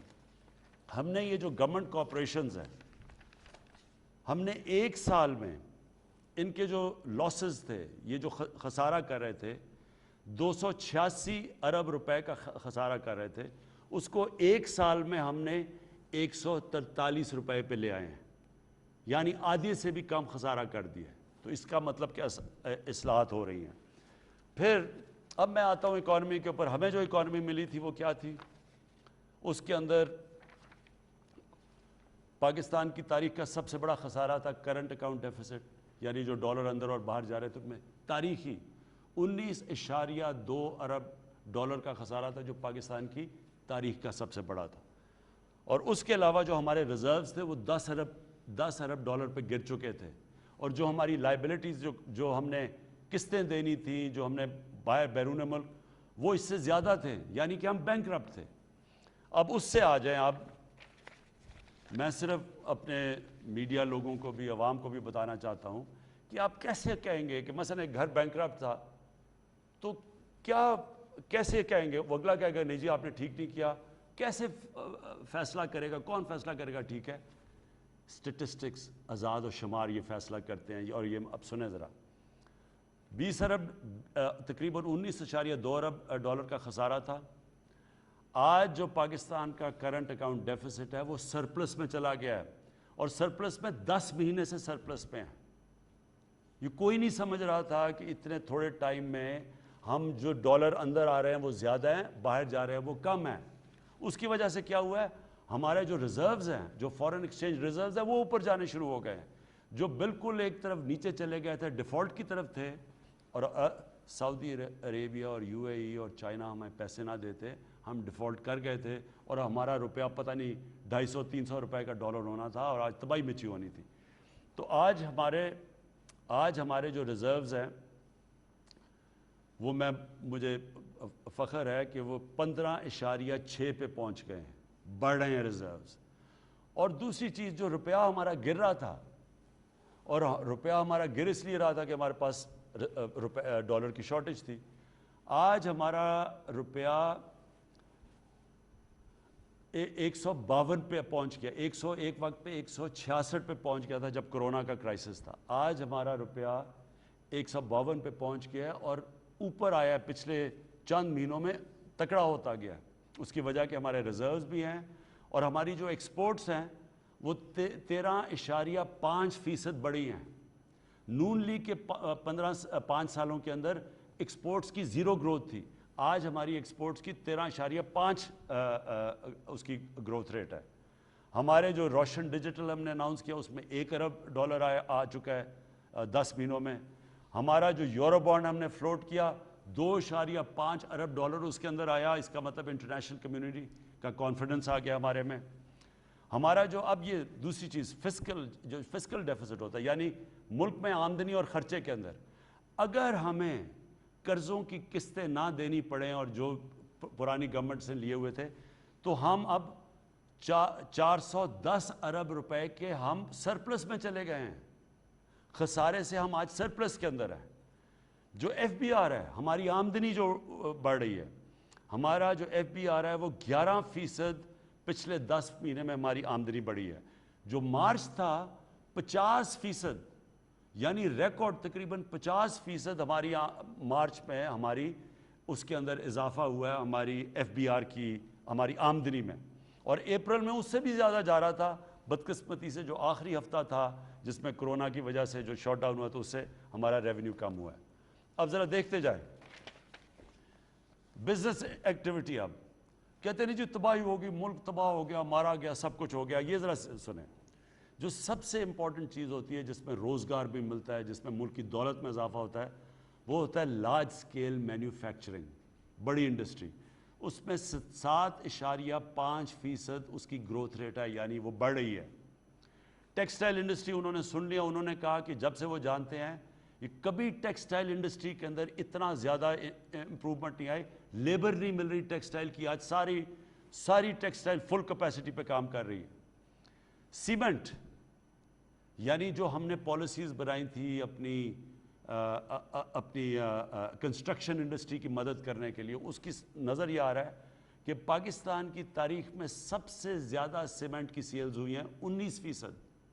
ये कभी इससे इतनी बड़ी सीमेंट की सेल। इसका मतलब जब सीमेंट आपकी कंस्ट्रक्शन इंडस्ट्री चलती है, 30 और इंडस्ट्रीज़ उसके साथ चलना शुरू हो जाती हैं, सारी आपकी इकॉनमी उठना शुरू हो जाती है। और अभी वो पूरी तरह पेस नहीं हुआ, अभी पूरी तरह नहीं चल रही हमारी। मैंने जो शुरू में कहा था, जो लो कॉस्ट हाउसिंग है, जो गरीब लोगों के लिए घर है, वो अभी तक बैंकों को आदत नहीं पड़ी उनको कर्जे देने के लिए, वो पूरी तरह नहीं चल रही। उसके बावजूद आज हमारी रिकॉर्ड सीमेंट सेल्स है। इसका मतलब कि कंस्ट्रक्शन इंडस्ट्री चल पड़ी है। मोटरसाइकिल 21% मोटरसाइकिल के अंदर सेल्स में इजाफा हुआ है। ट्रैक्टर्स 58% इजाफा हुआ है ट्रैक्टर्स की सेल में। गाड़ियों में 20% इजाफा हुआ है। और टोयोटा मोटर्स वाले जो इंडस मोटर्स है, उन्होंने कहा जब से हमने टोयोटा का प्लांट लगाया है सबसे ज़्यादा हमारी गाड़ियां अब बिकी हैं। इसका मतलब कुछ तो हो रहा है, लोगों के पास पैसा तो आ रहा है, जो खरीदो फरोख्त हो रही है, इकॉनमी तो चल रही है। फिर कराची, जो कराची स्टॉक एक्सचेंज है, वो ब्लूमबर्ग कहता है कि बेस्ट परफॉर्मिंग स्टॉक एक्सचेंज है। 66% उसमें इजाफा हुआ है। फिर आईटी की एक्सपोर्ट्स, ये जो हमारा आगे फ्यूचर है आईटी का, आईटी की एक्सपोर्ट्स में 44% हमारी आईटी की एक्सपोर्ट्स बढ़ी हैं इस साल। अच्छा, अब आ जाएं, 65% हमारी पब्लिक तो रहती है देहात में। अब ये लोग जब कहते हैं जी मुल्क तबाह हो गया, आज ज़रा देहात के अंदर हालात देखें। एक तो आपको नज़र आ गया होगा कि अगर ट्रैक्टरों के अंदर सेल 58% हुई है तो कुछ तो, और ये जो मोटरसाइकिल के देहात के अंदर कुछ तो चेंज आया होगा, और वो मैं बताता हूँ क्यों आया। पहले तो हमने कानून पास किया कि गन्ने जब किसान अपना गन्ना लेके जाता है शुगर मिल के अंदर, उसको उसी वक्त पैसा देना चाहिए। पहले किसानों से जुल्म होता था, कटौती होती थी। उसको अगर गन्ने की कीमत 180 है तो उसको 120 पे फारग कर देते थे, उसको एक साल पैसा नहीं देते थे। हमने कानून बनाया कि गन्ने वाले जो बेचारा किसान मेहनत करता है सारा, उसको उसी वक्त पैसा मिलेगा। कभी गन्ने वालों को इतना ज़्यादा पैसा नहीं मिला जितना हमारे दौर में मिला है, और उसकी वजह से गन्ने की जो प्रोडक्शन है वो 22% गन्ना की प्रोडक्शन बढ़ी है पाकिस्तान में। मूंगी चावल 13.6% बढ़ा है, क्योंकि किसानों के पास पैसा आया है, पहली तरह उनको पैसा मिला है। गंदम के अंदर हमने उनको जो रेट्स दिए, अब गंदम के 500 अरब रुपया गया गंदम, सिर्फ गंदम के लिए इजाफी किसानों के पास। जो मकई है 27.4% मकई बढ़ी है पाकिस्तान में, जिसकी प्रोडक्शन बढ़ी है। लाइफ स्टॉक 2.6%, इसमें हमें काफ़ी काम की ज़रूरत है। हमने कैलकुलेट किया है कि 1100 अरब रुपया इजाफी किसानों के पास किया है इस साल। तो जो इस वक्त जब हम बात करते हैं कि बुरे हालात हैं, तो जो 65% पाकिस्तान जो देहातों में रहता है, उनके पास तो कभी इतना पैसा आया ही नहीं जितना आप पहुंचा है। तो ये जो बैठ के हम कर रहे हैं, कभी पूछे जाए किसानों से, तो पूछें कि उनको पहले से हालात कैसे हैं। और ये अभी रुके नहीं, अभी इंशाअल्लाह जो आगे हम चीज़ें करने जा रहे हैं, किसान कार्ड लेके आए हैं। अब हम करेंगे क्या कि किसान को अगर हमने किसी चीज़ में उसको हमने सब्सिडी देनी हो, डायरेक्टली कार्ड के थ्रू उस किसान के बैंक में आएगी, मिडल मैन नीचे से निकल जाएगा, जो पैसे काटते थे बेचारों को मिलता नहीं था। फिर हमने ये भी फैसला किया कि हर किस्म का, यानी अगर कोई मुश्किल आती है किसान के ऊपर, हमने पैसे दे रहे हैं, हमने खाद के लिए अगर किसान को हमने सब्सिडाइज करना है, हम अब डायरेक्टली, ये जो पंजाब ने शुरू किया, ये इंशाल्लाह केपी में भी आ जाएगा, डायरेक्टली किसान को पैसा पहुंचेगा उसके पास। कोई बीच में उसके आदमी नहीं होगा जो कि उसको तंग करेगा या पैसा काटेगा। तो मैं ज़रा आप सवाल ये पूछता हूँ कि जब हमारी एक्सपोर्ट्स बढ़ रही हैं, जब हमारी इंडस्ट्री बढ़ रही है, जब ये रिकॉर्ड सेल्स हो रही हैं, तो ये जो बैठ के हर रोज़ हमें मायूस कर देते जी मुल्क तबाह हो गया, मारा गया, ये उस वक्त हो रहा है जब दुनिया की इकोनॉमीज़ कॉन्ट्रैक्ट कर रही हैं।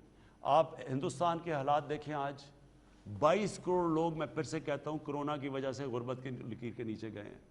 अब और बरतानिया में देखें, 10% उनकी इकॉनमी कॉन्ट्रैक्ट की है। उस दौर के अंदर ये पाकिस्तान के अंदर हमने अपनी इकॉनमी को भी बचाया है, अपने लोगों को भी कोरोना से बचाया है अब तक। और माशाअल्लाह हमने अपनी इस वक्त मुल्क को उधर रख दिया है कि इंशाअल्लाह अगर हम इसी तरह चलते रहें तो हम वही उस खुशहाली की तरफ जा रहे हैं जिसकी तरफ हमारी कोशिश थी। आखिरी 2 कॉलर से अब हम बात करेंगे। हमारे साथ हैं लाइन पर कौन? जी अस्सलाम वालेकुम। अस्सलाम वालेकुम। जी वालेकुम सलाम। कौन सा बात कर रहे हैं? मैं जी डॉक्टर शाहिद अब्बासी बोल रहा हूँ पिंडी से। जी जी डॉक्टर साहब। जनाब, मेरा प्राइम मिनिस्टर साहब से सवाल ये है, पहले तो उनको सलाम देना चाहता हूँ। जी जी। तो दूसरी बात ये है कि बहुत सारे मामला हैं जिस पे वो अपना रिजाल्ट जाहिर करते हैं कि माफिया से लड़ना है, गुर्बत से, और बहुत सारी चीजें। लेकिन मैं कि जिस चीज पे वो बिजा तौर पर फख्र कर सकते हैं वो है उनका माहौलियात और एनवायरनमेंट, उनका काम, जिसको इंटरनेशनली भी एक्लेम किया गया है। मेरा ताल्लुक मरी से है, तो मैं यहाँ प्राइम मिनिस्टर साहब की तवज्जो इस पर दिलाना चाहता हूँ कि मरी की कुदरती हुस्न जो होता है और बेहंगम जिस किस्म की वहाँ कंस्ट्रक्शन हो रही है, उसने तो बिल्कुल मरी का बेड़ा गर्क करके रख दिया।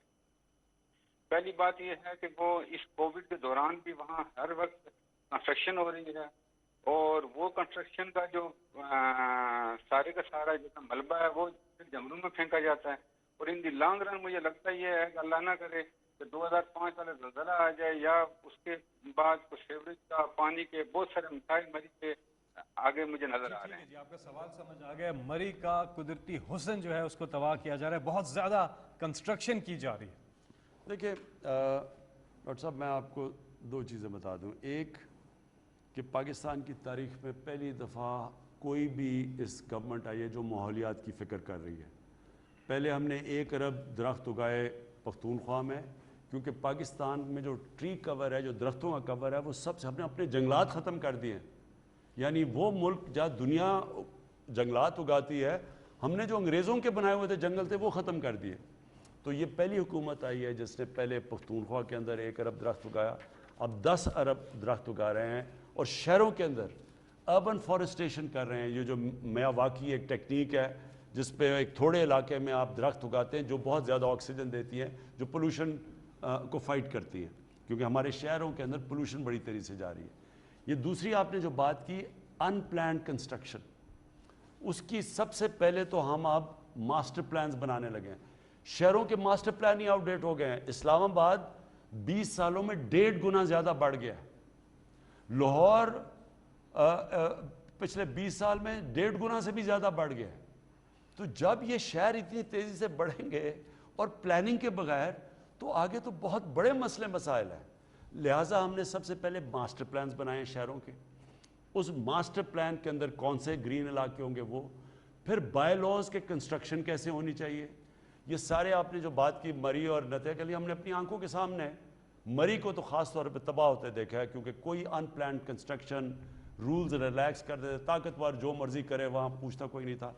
मैं जो इसका तरीका ढूंढ रहा हूँ, एक तो हमने शहर अपने ठीक करने हैं, ग्रीन एरियाज़ बचाने हैं, शहरों के अंदर हमने दरख्त लगाने हैं, फिर ट्रीटमेंट प्लांट, मैंने आपको पता है इस्लामाबाद का ट्रीटमेंट प्लांट पहली दफ़ा जो सीवरेज ट्रीट करता है वो अब हमने चलाया है। वो पता नहीं कितने सालों से बंद था, तो सीवरेज सारी जार फेंक रहे थे हम अपने वो रावल लेक में या दरियाओं के अंदर, तो पहली दफ़ा ट्रीटमेंट हमने, ये सारी चीज़ें अब हम कर रहे हैं।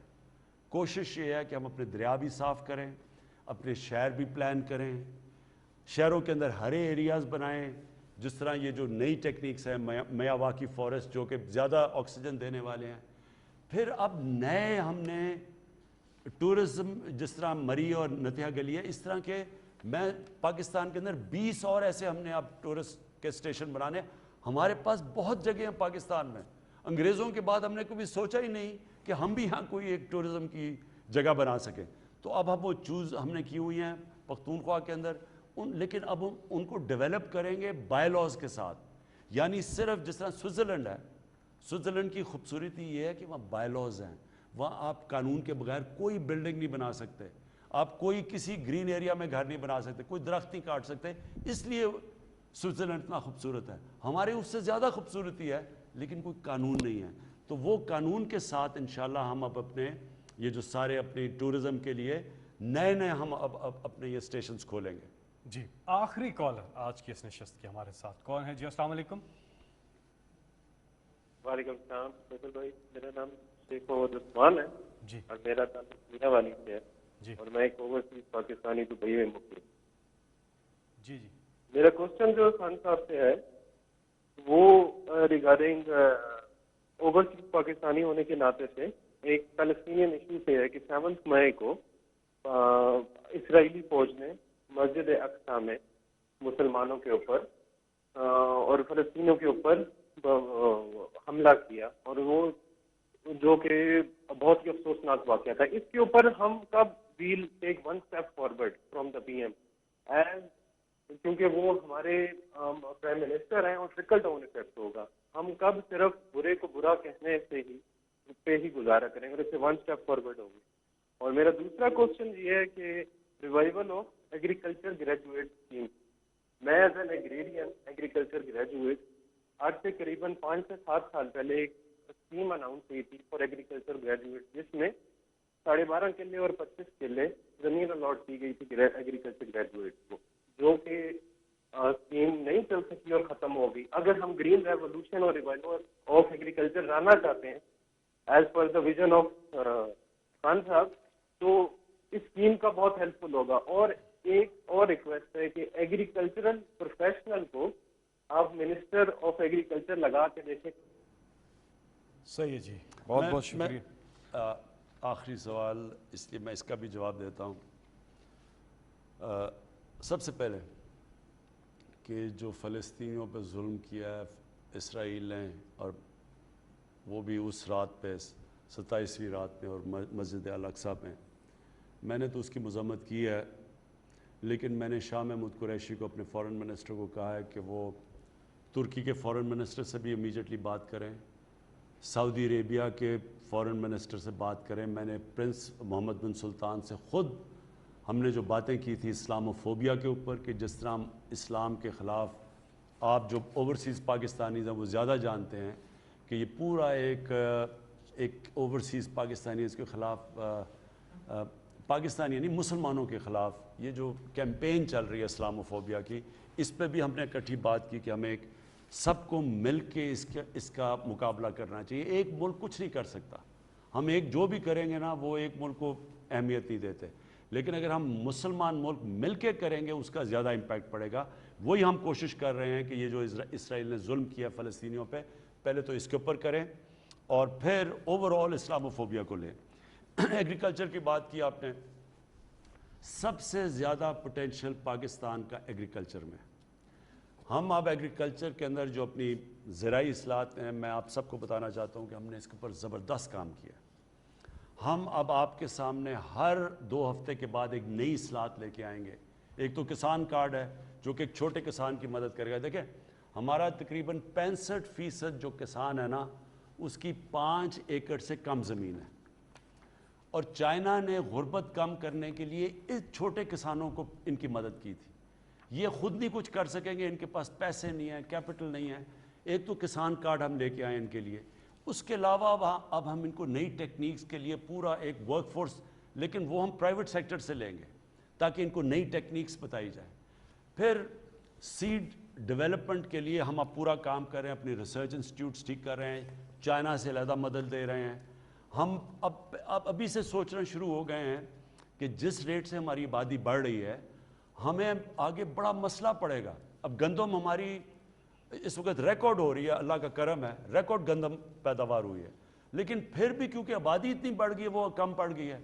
10 साल पहले हमने अभी एक्सपोर्ट करनी शुरू कर देनी थी, लेकिन 10 साल में हमारी आबादी इतनी बढ़ गई है कि हमें अभी भी इंपोर्ट करनी पड़ी है। लिहाजा एक पूरा अब हम लॉन्ग टर्म प्लान बना रहे हैं।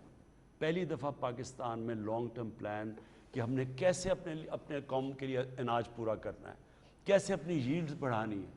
और सबसे बड़ी बात यह है कि जो दूध है, ज़्यादातर दूध पाकिस्तान के अंदर उसके अंदर मिलावट है, बल्कि कई ऐसी जगह दूध के नाम पे जो बेच रहे हैं वो दूध ही नहीं है। वो हमने जो रिसर्च किया, तो पहले तो ये मिलावट वाला दूध ये सबसे बड़ा जुल्म है, क्योंकि बच्चे पीते हैं, इसमें प्रोटीन होती है, ये हम बहुत बड़ा जुल्म हो रहा है। इसके ऊपर पहले तो टेस्टिंग शुरू हो गई है, पंजाब में कई जगह के ऊपर टेस्टिंग शुरू हो गई, पहले तो ये हो गया। लेकिन हमने अब दूसरी चीज़ ये करनी है कि अपनी जो हमारी जो गाय और भैंसें हैं, इनकी पैदावार बढ़ानी है। अब ये सोचें कि गाय जो चाइना के अंदर हैं, यूरोप में हैं, उनकी 6-6 गुना ज़्यादा वो दूध देती हैं।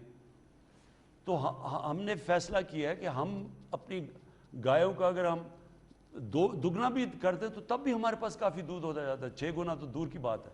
उसके लिए हमने पूरा प्लान बनाया हुआ है कि इनकी जीन्स ठीक करनी है। बाहर से इंपोर्ट करेंगे स्पर्म, ताकि हम अपनी गाय में इंसेमिनेट करें ताकि इनकी पैदावार बढ़े। इसका हमने पूरा प्लान बनाया हुआ है, और दूध खालिस दें अपने लोगों को। तो ये भी इंशाल्लाह आपके सामने लेके आऊँगा। लेकिन जो मैं आखिर में अपनी कौम से कहना चाहता हूँ, देखें, ये अपने जहन में डाल लें कि 2 चीज़ें हैं जो इस कौम को उठाएंगी। वो 2 चीज़ें हैं जो कि हमारे नबी सल्लल्लाहु अलैहि वसल्लम ने मदीना की रियासत की बुनियाद रखी थी उस पर। एक थी कानून की बालादस्ती, जो मैंने शुरू किया था अपनी, कि ताकतवर को जब तक हम कानून के नीचे नहीं लेके आएंगे, ये मुल्क जो मर्जी हम कर लें, ये आगे नहीं बढ़ेगा। ये शुगर माफिया जैसे लोग बैठे हुए हैं, जब तक इनके ऊपर हम कार्रवाई नहीं करेंगे, और हर जगह माफियाज बैठे हुए हैं, हर इदारे के अंदर माफियाज बैठे हुए जो चेंज नहीं आने देते, क्योंकि वो करप्ट सिस्टम से फ़ायदा उठा रहे हैं। तो कानून होता है तो करप्शन ख़त्म होती है। पहले करप्शन ख़त्म होती है और फिर कानून नहीं आता। पहले कानून की बालादस्ती होती है, जब आप ताकतवर को कानून के नीचे लेके आते हैं तो करप्शन ख़त्म होती है। जब आप ताकतवर को कानून के नीचे लेके आते हैं तो ज़ख़ीरा अंदोज़ी ख़त्म होती है और चीज़ें सस्ती होती हैं। जब आप ताकतवर को कानून के नीचे लेके आते हैं और एक सा सबको कानून में, तो मेरिट आ जाती है सोसाइटी में और वो कौम उठ जाती है। इसलिए कोई आज मुझे दुनिया में एक कौम बता दें जिधर कानून की बालादस्ती नहीं और वो खुशहाल है, एक कौम बता दें। और एक मुझे कौम बता दें जिधर की कानून की बालादस्ती है और वहाँ गुर्बत है, एक कौम बता दें। सबसे पहले जो नबी सल्लल्लाहु अलैहि वसल्लम ने मदीना में खुशहाली भी आई, मदीना की रियासत में एक ऐसा वक्त आया कि ज़कात लेने वाला कोई नहीं था, लेकिन पहले कानून की बालादस्ती कायम की, जिसकी जंग लड़ी जा रही है, जो है तहरीक इंसाफ की जंग है। ये तहरीक है, ये मुसलसल एक जहाद है। और दूसरा एक फलाही रियासत, और ये बहुत ज़रूरी है कि हम अपने नीचे जो निचला तबका है उसको ऊपर उठाएं। एक तो कानून जब आप मेरिट ले आते हैं तो वो ऊपर आ जाता है। दूसरा उनके लिए स्पेशल पैकेजेस, एहसास में हम इंशाल्लाह स्पेशल पैकेज, किसान कार्ड स्पेशल पैकेज आ रहा है। फिर हेल्थ कार्ड, جو انشاءاللہ اس ملک میں سارا ہیلتھ سیکٹر میں انقلاب لے کے آئے گا وہ ہے ہیلتھ کارڈ. ہر گھرانے، ہر غریب گھرانے کے اوپر پنجاب میں سال کے اینڈ میں، پختونخوا میں آ چکا ہے، ہر گھرانے کے پاس اب ہیلتھ انشورنس ہے، تاکہ ان کو فکر نہ ہو کہ اگر گھر میں کوئی بیماری ہوتی ہے اور پیسے نہیں ہیں وہ اپنا علاج کروا سکے. اس سے سارے پرائیویٹ سیکٹر آئے گا، ہمارے غریب علاقوں کے اندر اب پرائیویٹ سیکٹر ہسپتال بنائے گا، ہم پرائیویٹ سیکٹر کی مدد کریں گے، ایک پورا ہاسپٹل کا جال بچ جائے گا. آپ دیکھتے رہیں گے کہ ہیلتھ کارڈ کی وجہ سے ایک صحت کا انقلاب آئے گا، اور یہ سب سے زیادہ ضروری ہے کہ ہم لوگوں کی مدد کریں. اور اس کے بعد انشاءاللہ جو ہمارے بڑے بڑے پروجیکٹس ہیں، 2 ڈیمز بنا رہے ہیں ہم، 50 سال کے بعد پاکستان میں ڈیمز بن رہی ہیں. 2 شہر بنا رہے ہیں، لاہور کے اندر ایک راوی سٹی، جس سے ایک پورا تبدیلی آئے گی، نوکریاں ملیں گی، خوشحالی آئے گی، گروتھ ریٹ بڑھے گی. اور پھر ایک سینٹرل ڈسٹرکٹ جو ہم والٹن کے اوپر انشاءاللہ اس سے ڈائریکٹلی 1300 ارب روپے کا اس سے پیسہ جنریٹ ہوگا، اور اوپر جا کے 6000 ارب روپے ہوگا. تو یہ جو ہمارے فیوچر کے بھی پلانز بنے ہوئے ہیں ملک کو اٹھانے کے لیے، اور ابھی جو ہم کوشش کر رہے ہیں کہ انشاءاللہ اس بجٹ تک پورا زور لگائیں کہ ہم اپنی قیمتیں کنٹرول کریں اور کسی طرح اپنی اکانومی کو گروتھ کریں، جس کی وجہ سے ایک نیا فائنانس منسٹر میں لے کے آؤں. ابھی میں آپ سب کو ختم کرنے سے پہلے پھر سے تاکید کرتا ہوں کہ احتیاط کریں پوری طرح. اپنے یہ جو ماسک ہے یہ ہر جگہ پہن کے پھریں، اس سے ہم کنٹرول کر لیں گے کرونا کو. اور تیسرا جو ہمارے اوپر آیا ہوا ہے اور جو ہندوستان میں عذاب ہے، اور پھر سب کو عید مبارک. لیکن اپنی عید آپ نے مختلف عید گزارنی ہے. یہ اس بار یہ پہن کے عید گزاریں، تاکہ مجھے پتہ ہے یہ مشکل ہے، لیکن اپنے ملک کو، قوم کو بچانے کے لیے بہت ضروری ہے. پاکستان پائندہ باد. بہت سے لوگ کوشش کرتے رہے کہ ان کی کال ملیں. ہمیں اندازہ ہے کہ بہت سے کالرز کی کال نہیں مل سکی، لیکن آئندہ آنے والی نشست میں آپ کو ضرور موقع ملے گا. اور جس طرح سے پرائم منسٹر نے بھی پروگرام کے بیچ میں آپ سے کہا تھا کہ آپ ان کے پورٹل کا بھی استعمال کر سکتے ہیں، تو پرائم منسٹر کا جو پورٹل ہے وہ آپ اپنے ایپ سٹور پہ جا کر کے ڈاؤن لوڈ کر سکتے ہیں. اور ساتھ ہی میں ایک ٹیلی فون نمبر آپ نوٹ کر لیجئے جو ہیلپ لائن ہے، جس پہ آپ اپنی شکایات جو ہیں وہ درج کر سکتے ہیں. 051-900-111. یہ اس پورٹل کا نمبر ہے.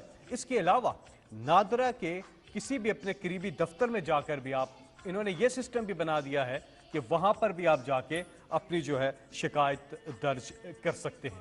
جن لوگوں کی کال نہیں ملی ان سے چوتھی نشست میں ایک بار پھر دوبارہ ملاقات ہوگی. اب آپ سے ملاقات ہوگی عید کے بعد. ہم اس پروگرام کا چوتھا ایپیسوڈ لے کر کے آپ کی خدمت میں حاضر ہوں گے. اپنا خیال رکھیے گا. عید کی خوشی اپنوں کے ساتھ منائیے. گھر رہیے، محفوظ رہیے. اللہ نگہبان.